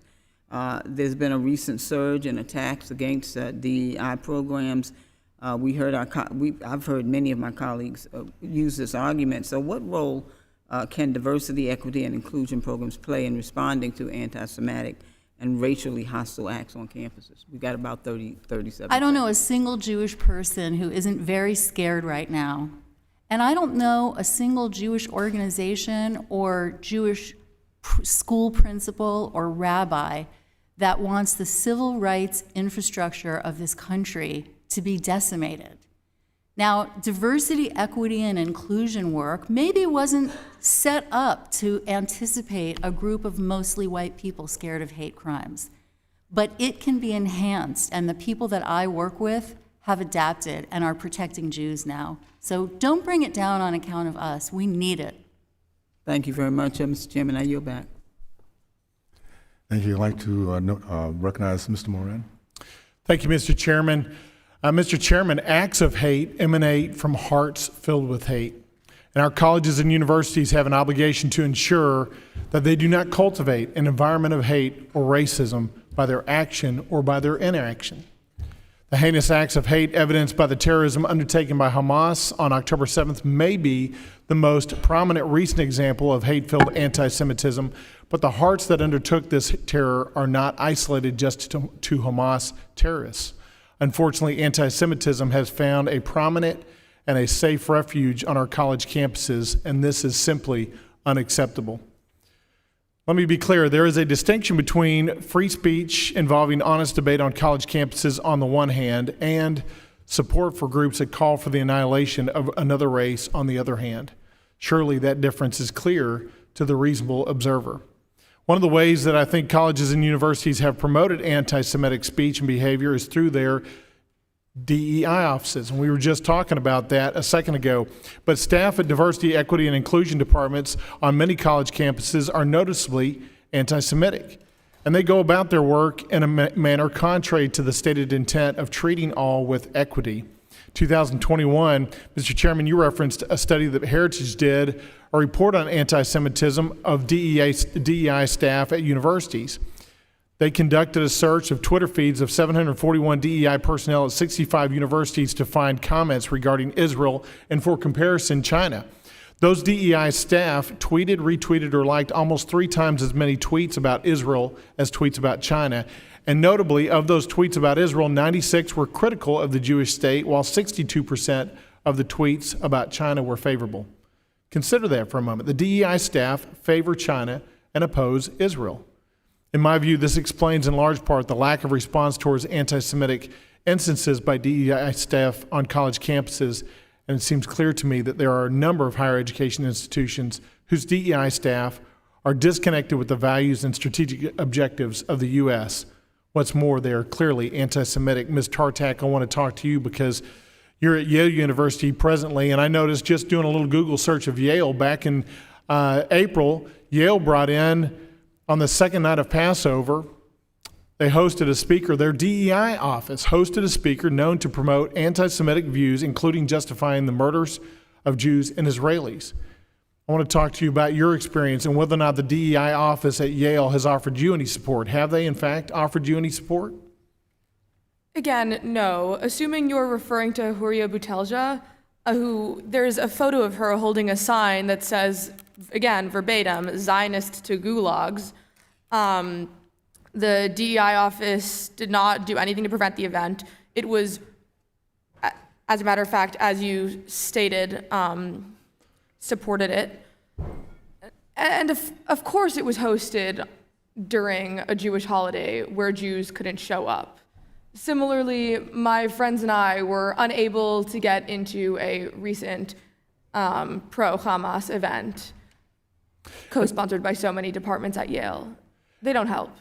Yeah, and I presume that in the past 5 weeks since the Hamas attacks in Israel that the DEI department at Yale has not provided you any support or frankly provided you assurance that you're going to be safe and secure in your own college campus as a result of the anti-Semitic speech and actions on that campus. No, they haven't. Again, for the most part, my Jewish peers and I have receded exclusively into Jewish centers of life on campus. And what's upsetting about this uniquely is that DEI, at least a lot of what I've been seeing, fails to recognize that Jews can be oppressed, but only recognizes Jews as some kind of white oppressor, which to me doesn't really make sense as a Persian Jew on one side. My mom escaped revolutionary Iran in 1979, and on the other side, my grandfather was a Holocaust survivor. His mother, brother, and sister were shot by a Nazi firing squad, and so to have an institution look at me and say, "You are the oppressor," really should frighten us all. Yeah, I completely agree with you. And Ms. Burdett, you mentioned earlier, I think you used the phrase that some DEI offices were not, quote, set up to look at certain white individuals as those folks being oppressed. And I think that's one of the big problems with DEI offices is, frankly, we start categorizing people by how they look or what their race is instead of looking at the heart of folks and understanding what true hate is and what true hate is not. And it works against the values of American democracy, and frankly, it works against the morality that undergirds the freedom that should be evident and should be there for all members of the human race. With that, I yield back. Thank you. I'd like now to recognize Ms. Manning. Thank you, Mr. Chairman. Thank you, Ranking Member Scott. I'm glad we're having this hearing. Frankly, it's about time. We've seen anti-Semitism on the rise across the United States and around the world, including a 40% increase in anti-Semitic incidents at colleges and universities, and that was before the October 7th Hamas attack. Sadly, since October 7th, the ADL has found an almost 400% increase of anti-Semitic incidents on college campuses, including so many of the incidents we've heard about today. As the co-chair of the House Bipartisan Task Force for Combating Anti-Semitism, I strongly condemn all of this anti-Semitic activity. And sadly and inexplicably, far too many college and university leaders have totally failed to fulfill their moral responsibility to clearly reject hatred, violence, and anti-Semitism. There is much more we can do to counter anti-Semitism and protect Jewish students. And I'm very eager to work with any of my colleagues on both sides of the aisle to work on this issue. In fact, in August, I helped lead 87 members of Congress on a bipartisan and bicameral letter to Secretary Cardona, urging the department to take concrete steps to clear the backlog of pending complaints, to prioritize the pending proposed regulations, and to implement key commitments in the U.S. national strategy to counter anti-Semitism. And Mr. Chairman, I'd like to request unanimous consent to enter this letter into the record. No objection. Thank you. Mr. Marcus, I am so grateful to you and your colleagues at Brandeis for your work. In April, the Biden administration reached a milestone settlement with the University of Vermont on anti-Semitism, and would you view that as a success? Thank you, Congresswoman. Yes, the Louis D. Brandeis Center filed that complaint jointly with Jewish on Campus, and we view it as a success, and it is our understanding that there has been a dramatic difference on that campus since the resolution. And would funding the OCR fully, pushing forward on issuing regulations and implementing the U.S. national strategy to counter anti-Semitism, would all of those things help lead to a greater number of similar successful resolutions to instances of campus anti-Semitism? Respectfully, I don't think I can say I'm convinced of that. I headed OCR during 2 administrations. There have been arguments for and against increases or decreases, often on party lines. My sense has been that think about anti-Semitism as an issue that seldom occupies even 0.1% of intake. Maybe it will be. So to me, fluctuations in the budget of OCR are not what impacts the ability of OCR to address anti-Semitism. So let me ask you this question, because we know that there are a record number of 19,000 complaints that OCR received last year, and yet a tiny number of those, I think only 5, are related to anti-Semitism. And I think since October 7th, only 8 or 9 complaints have been about anti-Semitism. This is shocking in light of what we hear from students when we talk with them on campuses, what we hear in the press. So why is it that we've seen such a significant increase in anti-Semitic incidents as reported by students, by others on college campuses, and yet what we're seeing filed at OCR is only a tiny percentage of those claims? What's getting in the way of students filing complaints? Students are often reluctant to file complaints against their university for reasons that vary from loyalty to their institution, to ignorance of the availability of the process, to fear that it's not going to be successful. We're now seeing more complaints coming in, and the Brandeis Center will have more to come, but I really think that it is incumbent on OCR to proactively investigate cases and not just wait for complaints to come in for exactly the sorts of reasons that you've just mentioned. So college is a time when young people find themselves and decide what they want to be. And I am deeply concerned that what young Jews are facing today on college campuses, the shocking anti-Semitism, is going to force them to decide that they are simply safer if they hide what's Jewish about them, if they do not take part in Jewish life, if they abandon that part of their identity. So I just want to urge my colleagues, we need to do more to address this issue. My time is expiring, and I thank all the witnesses today. Thank you. And now I'd like to recognize Mrs. Smucker. Thank you, Mr. Chairman, for yielding time and for holding this important hearing today. And I'd like to thank each of the witnesses for being here, and particularly Ms. Tartak for being here to share your story. It's shocking to see what's happening in our society, what's happening on our campuses. There's something wrong with the moral fabric of our society when you have anti-Semitism rising in the way that we are seeing today. And it's hard to believe that we're here, particularly when we've seen the atrocities that Hamas have committed against the state of Israel in October. These were barbaric, inhumane, and deserving of strong retaliation. 1,400 innocent individuals brutally murdered, hundreds more still held hostage by Hamas, and 30 Americans killed in these attacks as well. And on these college campuses, in many cases, no mention made of any of that in these protests, no mention made of Hamas as a terrorist group.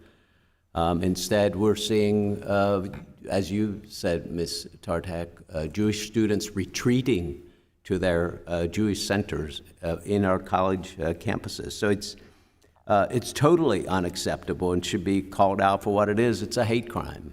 And unfortunately, far too many institutions of higher education are failing to do their duty to protect Jewish students and faculty from this aggression. And I think you've heard today that members of this committee are resolute in condemning anti-Semitism, and I'm hearing that on a bipartisan basis. And we continue to stand firmly behind Israel, behind Jews here in America, and behind Jewish students on college campuses. But I think about where do we get here, and Rabbi Hauer, you mentioned in your testimony that anti-Semitism has been cultivated in our K through 12 system, and then that spreads to institutions of higher education. And I'd like to hear a little bit more about that. I'm from Pennsylvania, and I just want to give this background as well. There's an effort in Pennsylvania to teach about the Holocaust in our K through 12 system, led by a professor at Penn State. I've visited some of the schools that have implemented teaching about the Holocaust at a young age, and how to do this. It's a difficult subject, and how to do it with very young students. But what is going wrong beginning in our K through 12 system that we're at the point where we are today? Thank you for the question. I'm not sure if I would use the word myself, cultivated. I think what we have seen very clearly is that the kinds of behaviors and the kinds of environments that have been created in university campuses, which until very recently we only found in university campuses, we are now finding in K through 12, or specifically middle school through 12 environments. From our perspective, we have something called Jewish student unions, which are clubs which are held in public schools, and hundreds of public schools across the country for Jewish students who want to attend the club in the school hours. It's constitutional to be able to do so. We have had, especially since October 7th, but preceding it as well, but incredible spike in it since October 7th, descriptions of exactly the kinds of things that have been described here as occurring on university campuses. Rallies in middle and high schools, our clubs, students coming in to a club of Jewish students sitting in the back and disrupting and making it impossible for the Jewish students to carry on, and then in fact chasing the students back towards their classrooms. We've had teachers in high schools who have been doing art projects of showing, for example, a fist emblazoned with the Palestinian colors going through the Israeli. Kinds of things which are making students deeply uncomfortable. It didn't happen before. And in a certain sense, I think that's especially compelling for us to consider in Title VI discussions, because universities, it's been there for a while. It's going to be a big project to dial it back. In K through 12 schools, it's just beginning. It's just beginning, and we have to address it very, very firmly. I know I'm out of time, but I would be very interested in hearing your thoughts on how can we change that in K through 12s? How important is education about the Holocaust? What can we do differently? But I don't have time. Thank you, Mr. Chairman. Thank you. Thank you very much. I'd like to recognize Ms. Ledger-Fernandez. Thank you, Mr. Chair, and thank you, witnesses, for coming and sharing the stories about the eruption of anti-Semitism on our college campuses. And I almost feel like I want to apologize on behalf of people who really recognize that that is simply wrong. It's horrendous. Anti-Semitism has no place in American society. And like my colleagues on both sides, I'm appalled by the eruption and what's happened since October 7th because of that. Rabbi Hauer, you correctly note that anti-Semitism on campuses has persisted for generations. I often tell the story of how when my father attended college on the GI Bill, both Jews and Hispanos were barred from fraternities on his campus. And this was just after the world had witnessed the horrors of the Holocaust. The importance of allies is really key. And I think my small, teeny tiny little northern New Mexico story of allies and historic anti-Semitism is sort of just a little piece of that. But we also most recently remember the anti-Semitic hate spewed by the white nationalists as they marched through the University of Virginia in 2017 at the Unite the Right rally. And much of this anti-Semitism on college campuses and in the rest of the nation has deep ties to white supremacy. Ms. Burdett, can you please speak to the link between white supremacy and anti-Semitism in America? Thank you for that question. You know, one of the reasons it's so important to make sure that anti-Semitism awareness is incorporated into our civil rights work, our diversity work, our inclusion work, is because a lot of experts believe you can't adequately understand hate in America without knowing about anti-Semitism. It is such a strong, animating ideology for hate in America. And we should remember that Jews are not targeted because we worship differently. Remember that the shooter of the Tree of Life synagogue, Yamach Shmo v'zichrono, that's Hebrew for may his name be erased. He did not shoot those people because they were praying on Saturday or because they were praying in Hebrew. He subscribed to an ideology whereby Jews were responsible for so-called the browning of America. We are part of the movement for diversity in this country, and anti-Semitic conspiracy theories in our homegrown hate groups are very pernicious and really drive a vast, vast majority of ideologically motivated, biased murders of Jews in this country. Right, and this idea of hate and promoting power and acquiring power by using hate to get it in all of its forms, I think is really pernicious, as you point out. And you pointed out also in your opening testimony about the Biden administration's national strategy for counter anti-Semitism earlier this year, and about the importance of Congress acting and making sure we provide the resources. Mr. Courtney raised the issue earlier, but what does a 25% budget cut to the Department of Ed's Office of Civil Rights, as proposed by the House Republicans Appropriations Bill, affect? How would that affect the ability of that office to investigate and, if necessary, as pointed out, take strong action when universities fail to counter the anti-Semitism, when they fail to protect the students, as we heard from the witnesses as well? Ms. Burdett? I've heard my friend Mr. Marcus speak eloquently about what the Office of Civil Rights could still do more of with less. But that's not how any of us run organizations and programs. I know that a 12% decrease in capacity has not helped them tackle rising cases.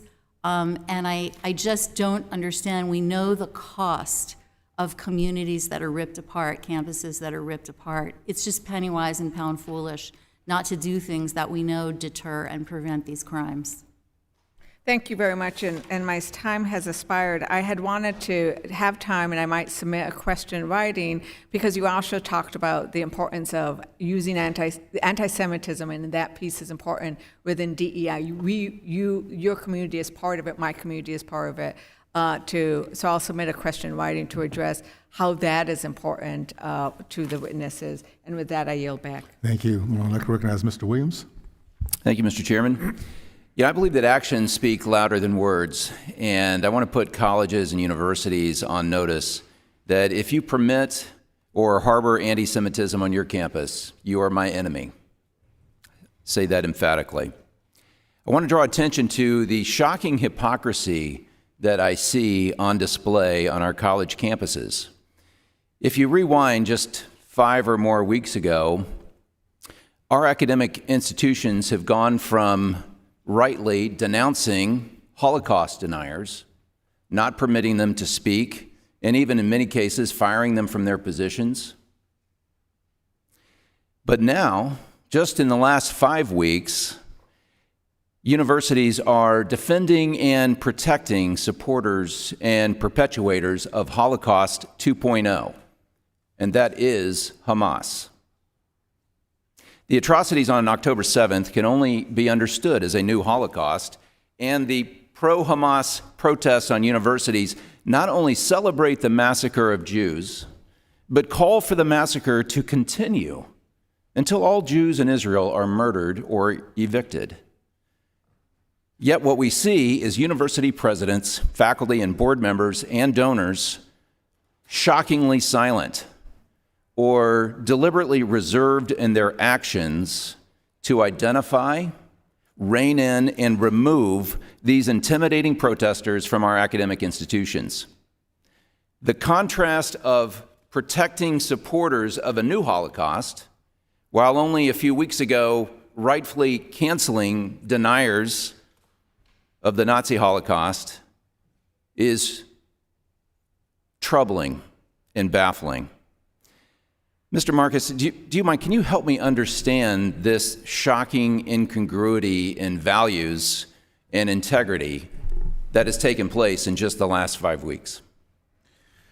The masks have really come down, and we're understanding that the problems on campuses are much worse than what we ever saw before. I do think that the issue might even be worse than what you're suggesting, because these Holocaust 2.0 deniers, in some cases, are not only celebrating the murders, the rape, the torture, the desecration of corpses, but they are saying we are part of this resistance, part of the Hamas murder, rape, and torture. Now, to the extent that they are part of and supporting it, there are questions under Terrorism Act. We cannot have a situation in which there are registered student organizations using facilities of federally funded institutions that are saying that they are a part of a movement which is State Department designated as terrorist. So I would say that this is a problem for which we need to have very specific attention from the federal government. So I certainly agree with you, and the back to my statement of actions speak louder than words.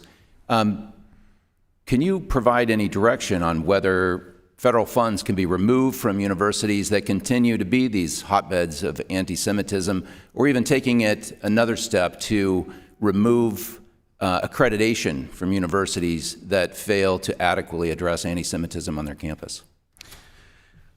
That sort of action requires a number of different steps, as it should. There is a lot of process that is required under federal law, but you need to take the first step first. And the first step means taking action, which can mean beginning with self-directed investigations. It can mean establishing a compliance review.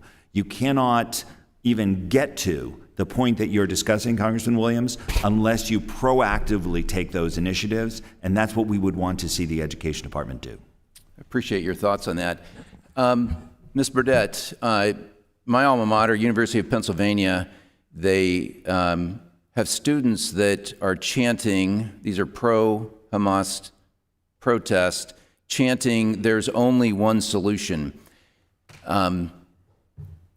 Earlier, you mentioned that there were standards on bullying. Would you call that bullying?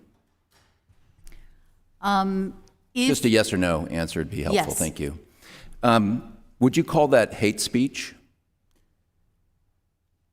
The entire statement that is around what you have quoted is hate speech, I believe.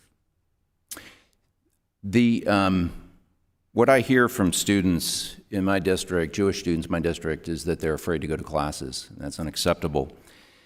For these Hamas protests, would you call them inclusive?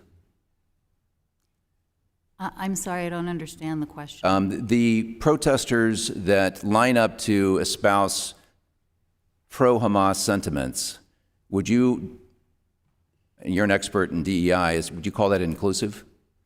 Well, I'm an expert in anti-Semitism, but the defense of terror and massacres and hate violence is unacceptable.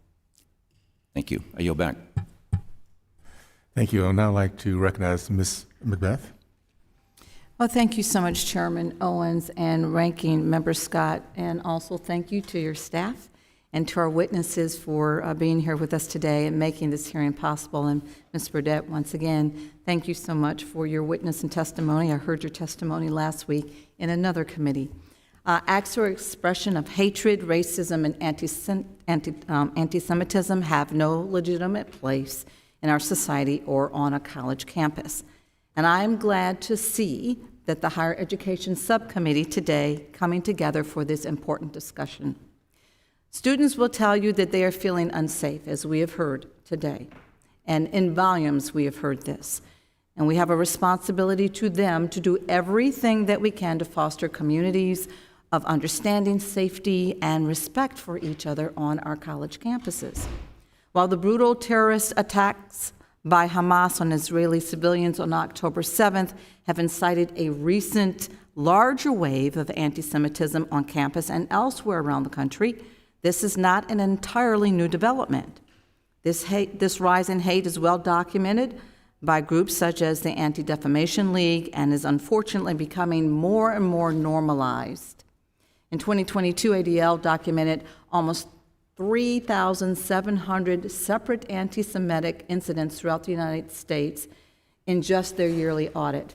This translates to over 10 anti-Semitic incidents a day in 2022, a 36% increase in the amount from the year before, and the highest number recorded since ADL began tracking anti-Semitic incidents in the late 1970s. Something is seriously wrong when in the last 5 annual reports by ADL, 3 of them have reported the highest number of anti-Semitic incidents recorded in the 50-plus years that this data has been collected. My community in Metro Atlanta, I represent Georgia, is no stranger to these incidents. It should never be considered normal, but it occurs far too often. A few years ago, I myself participated in a joint press conference with interfaith leaders in my community, local law enforcement, the ADL, and the Council General of Israel to the southeast to condemn anti-Semitic vandalism that was happening in our neighborhoods. And just over 2 weeks ago, anti-Semitic messages were displayed on an overpass above I-75 in my county, Cobb County, a home to one of the largest Jewish communities in the Deep South. And I am pleased that the Biden administration is responding with their release of the National Strategy to Counter Antisemitism earlier this year. And as you stated in your testimony, and I quote, "The strategy's launch in May of 2023 was the most ambitious, far-reaching action in U.S. history. Also historic is the coming together, both from within and outside of the Jewish community, a kind of civic unity and resolve to tackle anti-Semitism through concrete, coordinated action to stop the spread and the normalization of anti-Semitism." And that is your quote, Ms. Burdett. Ms. Burdett, I wholeheartedly agree with you that this was an important step, and you've been talking about that today over and over again, about the importance of us supporting the Biden administration's actions and strategic action and work that they've done on anti-Semitism. But can you also discuss further, because I apologize, I've had to run in and out to other committees as well, can you discuss further some of the other actions that the federal government can and should be taking in response to these very disturbing rises in anti-Semitism on campuses specifically? So, Congresswoman, the kind of action you described, standing with other faith leaders, that matters. When President George W. Bush called on America not to take out their anger about the tragedy of 9/11 on their Muslim neighbors, people listened. And the Department of Education officials, the president, the vice president, and officials across all of the agencies are talking more to Jewish people. They are listening, they are elevating their stories, and they are standing next to them. Your microphone is, aside from your checkbook, which I've already said is very important, your microphone is an incredible tool. And when people fight about Israel in the public debate, Jews get hurt.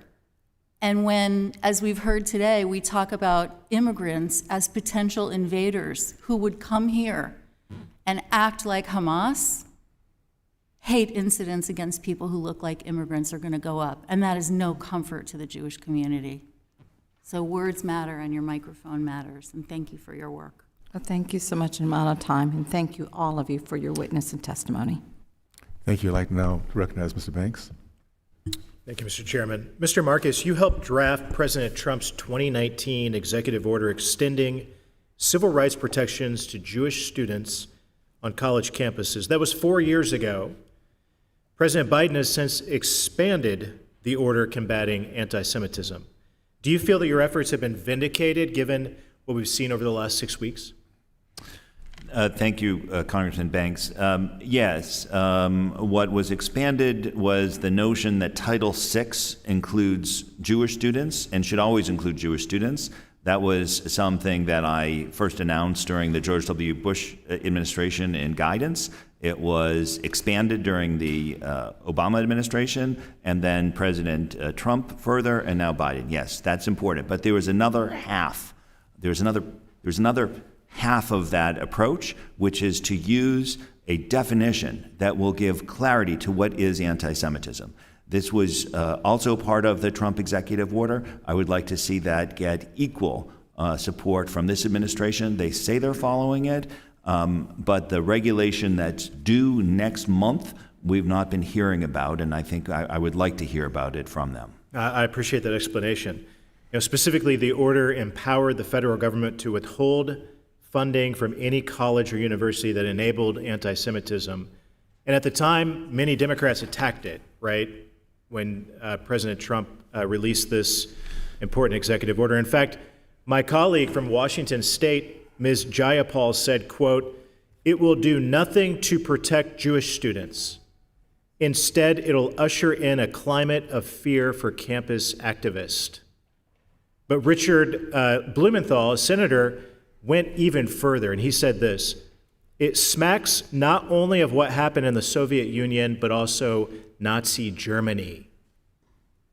Mr. Marcus, do you think President Trump's executive order served to, quote, "usher in a climate of fear for student activists on campuses"? Just the opposite. It's the most important tool we have, and that's why the Biden administration is saying that it is still active policy.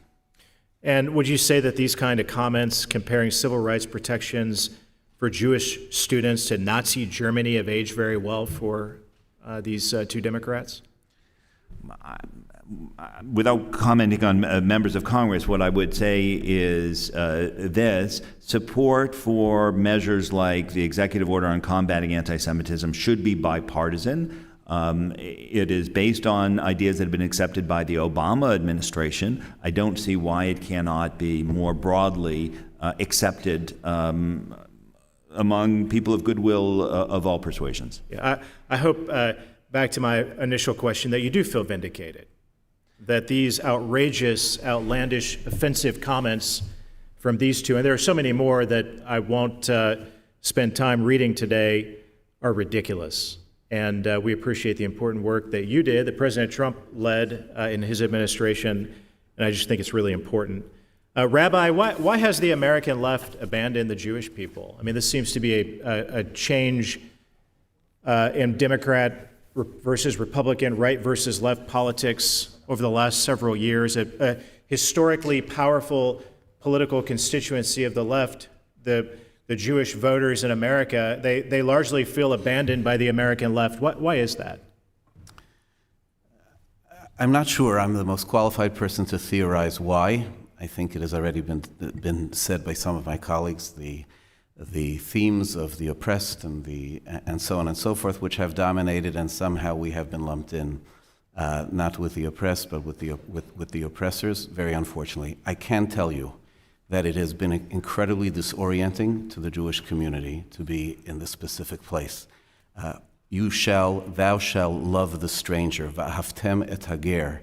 It's a biblical mandate. It's a Jewish value of eminent value. I speak to you as, quote unquote, a stranger. My father was a Holocaust survivor who came to this country. My mother was a Holocaust refugee who came to this country. If we didn't love the stranger in this country, we wouldn't be here. This Jewish community wouldn't be here. None of us, from one end of the table to the other, would be here. We deeply value inclusion. We deeply value caring that nobody in this country, nobody in any university of any specific or any particular identity should feel estranged. And we've been champions of this. And today we feel excluded by it. Like all of you, I wish these issues were bipartisan, but it doesn't feel like it anymore. Combating anti-Semitism, supporting Israel, supporting the Jewish people doesn't feel bipartisan like it used to. With that, I yield back. Thank you. I'd like to recognize Chairperson Dr. Fox. Thank you, Mr. Chairman, and I want to thank our witnesses for being here today to discuss this very, very important issue. Rabbi Hauer, I've struggled since the explosion of anti-Semitism on college campuses began after October 7 to understand why campus leaders have been so timid in their response. As you testified, the Orthodox Union supports Jewish students on many campuses around the country. Your organization and the students you support interact with thousands of campus faculty and leaders. In your opinion, why have we not seen a robust response from the universities? And I'll do some qualifiers. Is it cowardice? Is it that they actually support Hamas? Is it that they don't want to offend foreign donors? All the above. What is it that's causing such a timid response?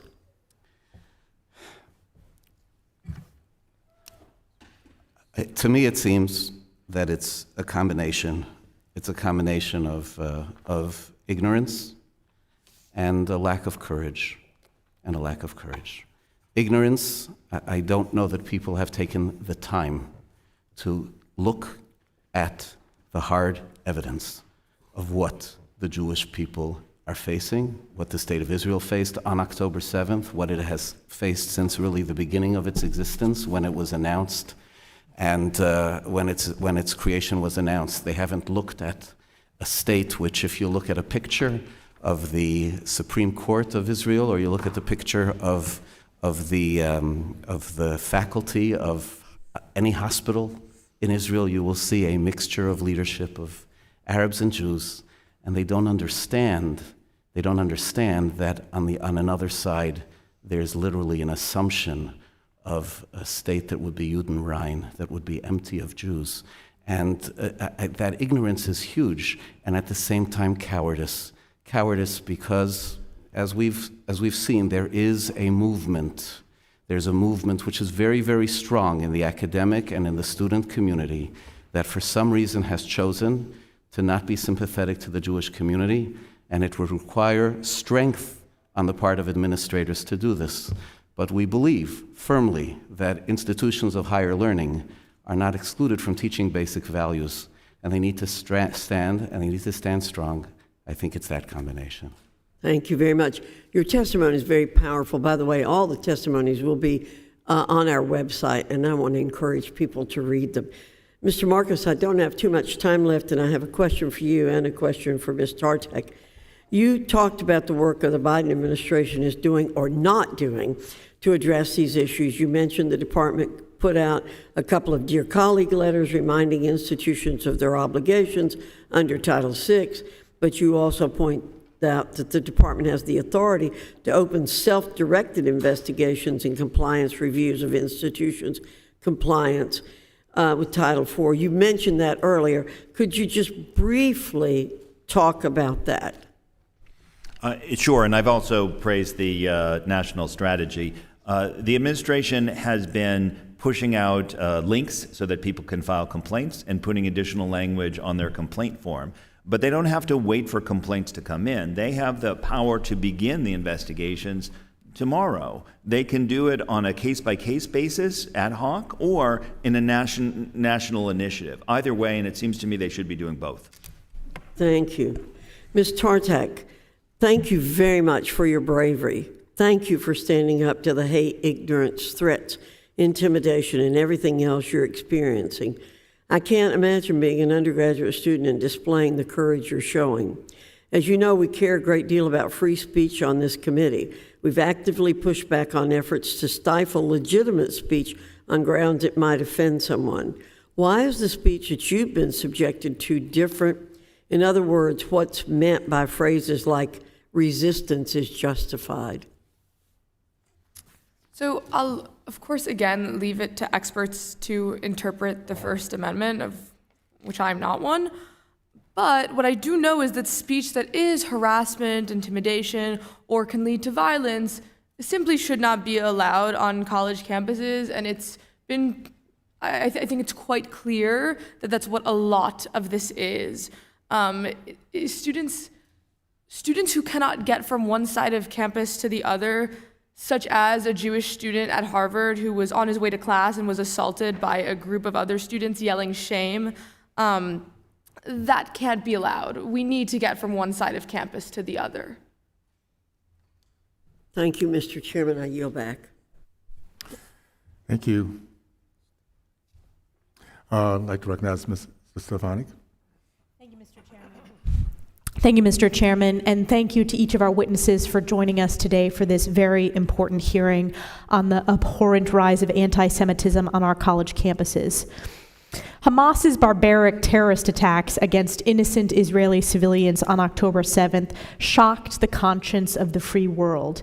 And in fact, this morning, we began with a viewing, working with the Israeli embassy, of the horrific, heinous atrocities committed by Hamas terrorists against Jewish civilians, babies, the elderly, young people at a festival, innocent civilians. These were atrocities. These were met, unfortunately, with callous cruelty at universities across America, including at my alma mater, Harvard University.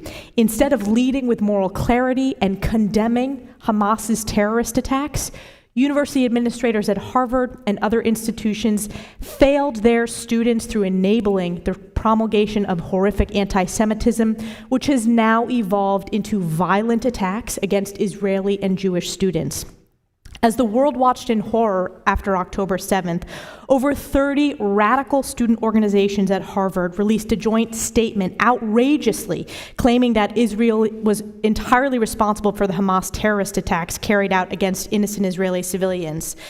Unfortunately, following this statement, Harvard leadership remained silent for 2 days, allowing their silence to create a vacuum that was filled by the voices of repugnant actions of the anti-Semitic student organizations. My question, and I'll begin with Mr. Marcus, what role should university leaders play in condemning clearly and explicitly anti-Semitic statements like the one that the Harvard student organizations posted after October 7th? And what actions should administrators take to root out anti-Semitism on campuses across America? At a minimum, they should condemn anti-Jewish harassment with the same vigor as they do other forms of discrimination, and we're not seeing that at Harvard or in other places. But beyond that, when you see 30 student groups who are celebrating atrocities like that, you need to have tough conversations throughout your university about what you are doing to harbor this. At Harvard University, we, on behalf of 3 clients, had found discriminatory conduct which the university agreed was a violation of their own policies, and we're not seeing significant responses to that. When administrators fail to address acknowledged anti-Semitic activity, they should not be surprised when it gets even worse.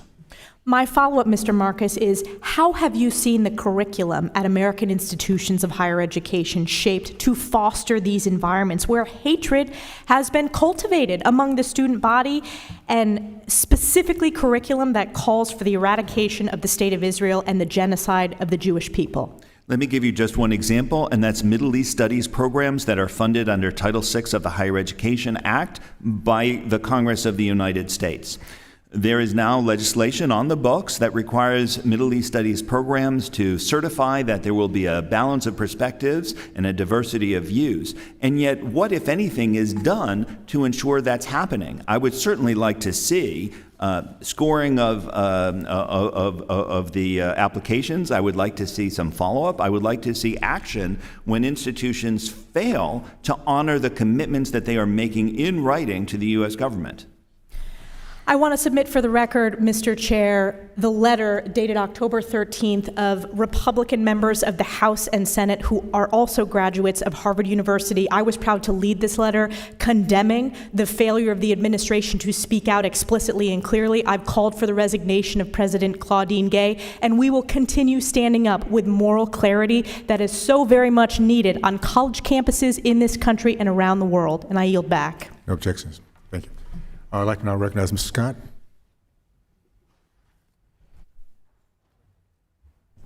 Thank you, Mr. Chairman. Ms. Burnett, has there been a rise in anti-Semitic, racist, and Islamophobic activity in the last 10 years or so? Yes, there has. And what's been, do you know, can you attribute it to anything? It's very hard, as many members have tried to do here, to prove a causality.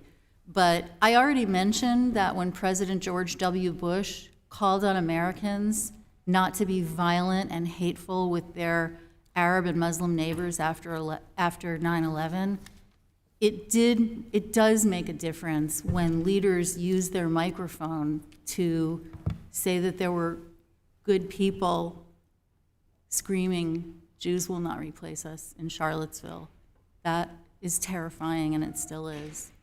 And the way that some leaders have turned a blind eye to anti-Semitism when it's not coming from someone that they disagree with has been heartbreaking. So you're contrasting how George W. Bush reacted and President Trump reacted to those events? Wouldn't want to, but I don't have a choice. Well, Mr. Marcus, you mentioned the Anti-Semitism Awareness Act. How would that be helpful if it were enacted? Ranking Member Scott, that statute would implement the Executive Order 13899 on combating anti-Semitism and would do two things. First, it would give durability to the notion that Jews are protected under Title VI. That principle is a creature of dear colleague letters and an executive order. I would certainly like to see it have greater strength, and that's important. Second, And that's because religion is not covered under Title VI, but we have, from an operational point of view, included anti-Semitism under Title VI. Is that true? exactly right. And the second part is that it would direct agencies, including the Office for Civil Rights, under appropriate circumstances to consider the International Holocaust Remembrance Alliance working definition of anti-Semitism, which indicates that not all criticism of Israel is anti-Semitic, but some of it is, and providing relevant context gives examples to guide decision makers. Have the activities that we've been discussing do they violate Title VI, in your opinion? So that enforcement of Title VI could address many of the problems that we have? The failure of universities to provide prompt and effective response after many of the incidents that we've discussed would be a violation of Title VI, in my opinion. You've heard that the pending budget for the Department of Education includes significant cuts in the Office of Civil Rights, and you've mentioned the backlog of cases. What would the ability of the Office of Civil Rights, how would the ability of the Office of Civil Rights be affected if those cuts actually took place? In my opinion, it's not the budget that drives performance on anti-Semitism for a couple of reasons within OCR. One is that anti-Semitism cases are such a tiny percentage of the overall intake that fluctuations, even if they're significant, don't necessarily affect that. And the second is that with a small number of significant high-profile matters, it's really a combination of political will and management that's made the difference on those periods where it's been dealt with effectively and those not. So that would require you, however, to ignore the thousands of cases that are pending for other kinds of discrimination under Title VI. Is that right? No, I don't think that those should be ignored. I think that they can all be handled. The Assistant Secretary for Civil Rights can really address any issues that are high on the priority list while also addressing the bulk of them as well. Change in the budget might have other sorts of effects on the agency, but not necessarily, in my opinion, on anti-Semitism matters. Well, sure, you could take that, but you'd have to ignore, you only got, if you cut the budget, you're not able to do as much. And there are many problems with civil rights that the the Office of Civil Rights has to address. If you cut the budget, you're not going to be able to address them as well. That's just simple arithmetic. And if you're not going to criticize the cut in the enforcement agency, that's going to enforce the problem, that's going to deal with the problem you've complained about, that's not helpful. I yield back. Thank you. I'd like to now recognize Ms. Miller. Thank you, Chairman Owens, for hosting this important hearing. American citizens are horrified to watch foreign nationals who have been allowed into our country on student visas threaten American students based on their religion. No foreign national should ever be allowed to threaten an American citizen on American soil, period. I'm leading a letter to the Department of Justice to ask for an investigation into the funding sources for the organizations coordinating these violent protests. If foreign terrorist organizations or sanctioned foreign nationals are funding and coordinating these violent threats to Jewish students on American campuses, the DOJ must act. If foreign students who are here on student visas threaten American students, their visas need to be revoked immediately. Colleges and universities must suspend foreign nationals who are threatening Jewish students based on their religion, and the DOJ must uphold their responsibility to defend the religious liberty rights of American citizens.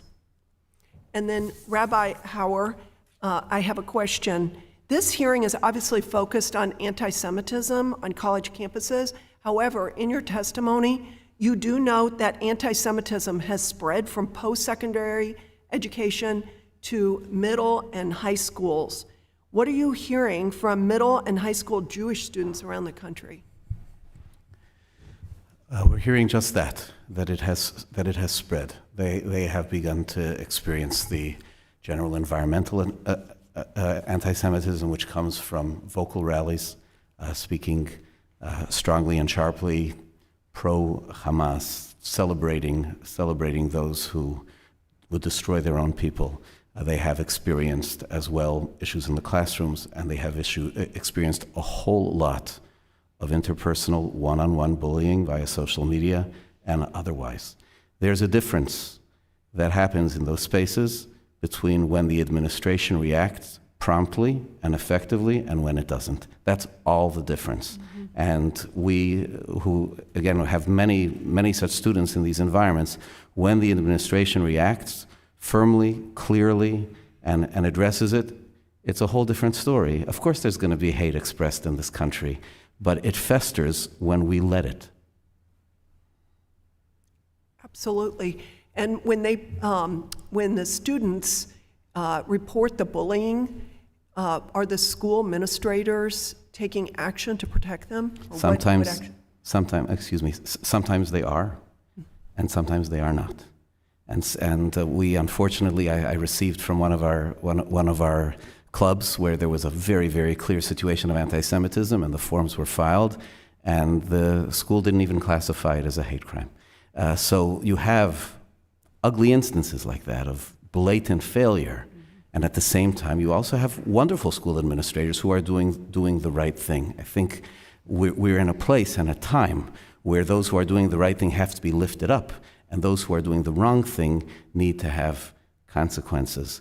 One of the things which we note all the time is that they're the only people who are not experiencing fear right now are those who are making others fearful. There's no fear of consequences, and a discussion about Title VI is a discussion about creating that fear of consequences. Well, absolutely, we need strong leadership from our president making decisive statements against this. And thank you, Chairman. I yield my time back to you. Thank you so much. I'd like to now recognize Mr. Kiley. Thank you, Mr. Chair. Thank you, Mr. Marcus, and everyone else for your testimony. We had a discussion last week about steps that the Department of Education Office of Civil Rights could take, and myself and the chair of this committee, Representative Owens, have incorporated your suggestions in a letter we've sent to the Assistant Secretary, as well as Secretary Cardona. And so we'll certainly keep you apprised on the response we get, and any further suggestions you have would be much appreciated. Thank you. I did want to take a moment to respond to a member of this committee who earlier tried to explain away his vote against a resolution condemning anti-Semitism. Apparently, he had quibbles with a couple of factual details in two of the numerous examples listed in the resolution and the many countless examples across the country. How you could use that as a pretext not to take a strong stand against anti-Semitism right now is really beyond comprehension for me. But I did want to just make clear that this is a very small fringe minority view in this House of Representatives. That resolution, which I worked on with Chair Owens, passed overwhelmingly with over 99% of the Republican conference and over 90% of the Democrat conference. So that fringe group of 20 or so people, they don't represent their own party, they don't represent the House of Representatives, they don't represent the United States government, which has been unified on a strong bipartisan basis in supporting Israel and fighting against anti-Semitism. But those 20 or so do, in a meaningful way, seem to represent much of American academia when you look at what's going on at universities in this country right now. And as the testimony has made clear, this has been going on for some time. And I'll give you one very clear example of just how pervasive it is. A few years ago, in California, there was a piece of legislation passed in the legislature that asked a group to come up with, or the State Board of Education, to come up with a model ethnic studies curriculum. So the State Board of Education appointed a commission of faculty members from across the state, and they went about their work and came up with a curriculum that was universally condemned on both sides of the aisle for being overtly anti-Semitic. The California Legislative Jewish Caucus said it used anti-Semitic tropes, that it denigrated Jews, and that it, quote, echoed the propaganda of the Nazi regime. Even Gavin Newsom, the governor of our state, said it was offensive in so many ways and would never see the light of day. And then in the aftermath of October 7th, we've seen all too many student groups, and in some cases, faculty, have used this moment to push forward their agenda of hatred towards Israel and of anti-Semitic rhetoric and even the targeting of Jewish students. And so, we watched we had a classified briefing this morning, members of the House watching raw footage of the horror of that day. And, I think we have to be very careful anytime we draw historical parallels. But when you study the events of the 20s and 30s in Germany, it's hard to understand how so many, even leading intellectuals of the day responded with indifference or in some places complicity. And I just have that same, sense of deep puzzlement right now. How is it that our leading academic institutions, these are supposed to be the most forward-thinking places in our country, have become these sites for fomenting anti-Semitism? So I just wanted to, maybe Mr. Marcus and if any others have any thought on that as to why it is, what is it about the nature of the modern academy in the US and in other places as well, I would say, that has caused so much to go awry? I'm glad you're mentioning ethnic studies because that is an important part of the puzzle of how things are getting so bad, and it is driven by higher education but is having an impact on K-12. Studying ethnicities is not inherently bad. It can be done well, but unfortunately the contemporary field of ethnic studies, especially liberated ethnic studies, has become both politically extreme and also anti-Zionist and anti-Semitic. We've had to file a case together with the American Jewish Committee, Anti-Defamation League, and Stand With Us against one school district in California that has extreme problems, but there are problems in many districts throughout California, and now they're coming east as well. To the extent that you have a curriculum that creates stereotyped, antithetical views of the Jewish people, it should not be surprising that students become miseducated and that the problems become worse. Can I add for the last 10 seconds that I think part of the issue of academia is that it's super partisan. So there is, of course, not just politically, but just intellectually. So there's this X, Y, or Z belief that we have one side and there's another side.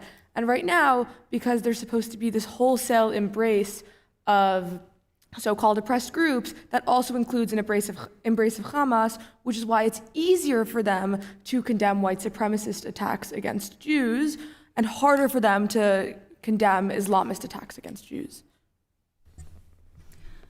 I'd like to just add that in the 1920s and the 1930s, I don't know about academia, but the United States House of Representatives stood by and did nothing and blocked the rescue of Jews. So I do think reconciling with our past is very important. We shouldn't do it selectively. It is important. I do think the Holocaust is a very instructive thing to look at. Comparisons are tricky, and they're not really necessary, unfortunately, because we have an explosion of followers of Nazi, racist, white supremacist ideology in our country today. And that ideology has at its center anti-Semitism, racialized anti-Semitism, and conspiracy theories. So this is a very serious subject, and learning about the apathy that left Jews to be slaughtered during the Holocaust is very important, and we can also be looking within our own shores and our own institutions, and it is important to do so. So thank you for raising I yield back. history. I'd like to recognize Mrs. Scott for his closing statement. Thank you, Mr. Chairman. I appreciate all of the witness testimony. All students have a right to attend colleges and universities and be free from discrimination and harassment. And this right is enforced by Title VI, the Office of Civil Rights. The witnesses have exposed the reality that many students, in fact, do not feel safe. This is not new and not just limited to one group of students. So I look forward to working with you, Mr. Chairman, as we address the problem, starting with avoiding cuts in the Office of Civil Rights. Thank you. Thank you, Mr. Scott. Without objections, I enter into the record a statement from the Morse Life Holocaust Learning Experience, highlighting the actions of the state of Florida has taken to require the teaching of the Holocaust within Florida schools. And I'll just go ahead and give my closing statements. I want to first of all say that we asked the question, how could this happen? And it's another deeper conversation, but it's called the Marxification of education. We have, over the last few decades, have within our system Marxists who divide us versus bring us together, and we have to recognize that and teach our kids what that looks like. That being said, I want to thank each and every one of you. This is so timely, so informative, and particularly Ms. Tartak, thank you. It's very exciting to see our young people standing up and doing the right things. I watched this myself as a 12-year-old in the 60s, grew up in the days of KKK, Jim Crow, and segregation. It was the college kids that came and sat at these counters, college kids that actually demonstrated in front of movie theaters because they knew what the American dream was, and they were willing to stand up and articulate that, so I appreciate that. This is very personal to me because I've lived it. I grew up in the 60s. I was the third black American to have a football scholarship at the University of Miami. So I know what it is to walk into a room and feel hate, try to walk into a movie theater, or be characterized and judged my intelligence or my character based on my skin color. And we've come so far from that point, we should never, ever look at being turned back. At the age of 18 years old, I saw firsthand my first experience with anti-Semitism. It was shocking for a young man who'd never been around white people. I thought all white people accepted each other. It was just amazing to see that. To see here 60 years later what's happening across our country, the evil that happened on October 7th, and for us not to automatically, instinctively stand up against it says a lot about where we are. Because hate is taught. It's not in our DNA. And I say that because I grew up in a time where even dating a different color was not looked upon as being a positive thing. Where we are 60 years later, my family, 6 kids, we represent black, white, Hispanic, American, Indian, and Trinidadian. We call each other family, and my grandkids call each other cousins. That is the American way. That's where we were drifting to until we found this nexus of hate within our college campuses. This is where we're finding Black Lives Matters, who hate not only whites, but Jews in America. This is where we find Antifa, that hate black businesses. This is where we find the pro-Hamas, who hate Jews. Americans, anything that stands against our American way. And this is something we cannot allow to continue to happen. We are, no question, seeing on our college campuses cowardice or complicity with our administrators, and we're going to have to do something about that. We're not in business of using taxpayer dollars to provide and nourish hate. We just don't, that's not the American way. So thankful for this moment, we'll begin to kind of take a look at that. I just want to I leave a quick message to my, my friends in Utah. Utah is a remarkable state because we are very embracive, we're very entrepreneurial, we have a strong faith. We can lose that overnight if we're not careful. And I want to, they're now, my college friends, my state representatives there, they're now dealing with the curriculum that they're going to have to figure out if they're going to accept or not. I just want to read a little paragraph from what they're now looking at. This is K through 12, by the way, to the point which I just mentioned earlier. With the goal of equipping students with the skills and knowledge they need to identify and overcome oppression, Voices provide a counter-narrative to U.S. history and dives into stories of discrimination, resistance, and resilience. We do not need a counter-narrative to America history. We need to teach American history. If you do that, you find a country that's unified, that believes in meritocracy, that begins looking at each other inside out, not outside in. That is the American history, and that's what we've done to become a more perfect union. And to see this kind of hate, by the way, one thing to say about those who preach hate, age does not matter to them.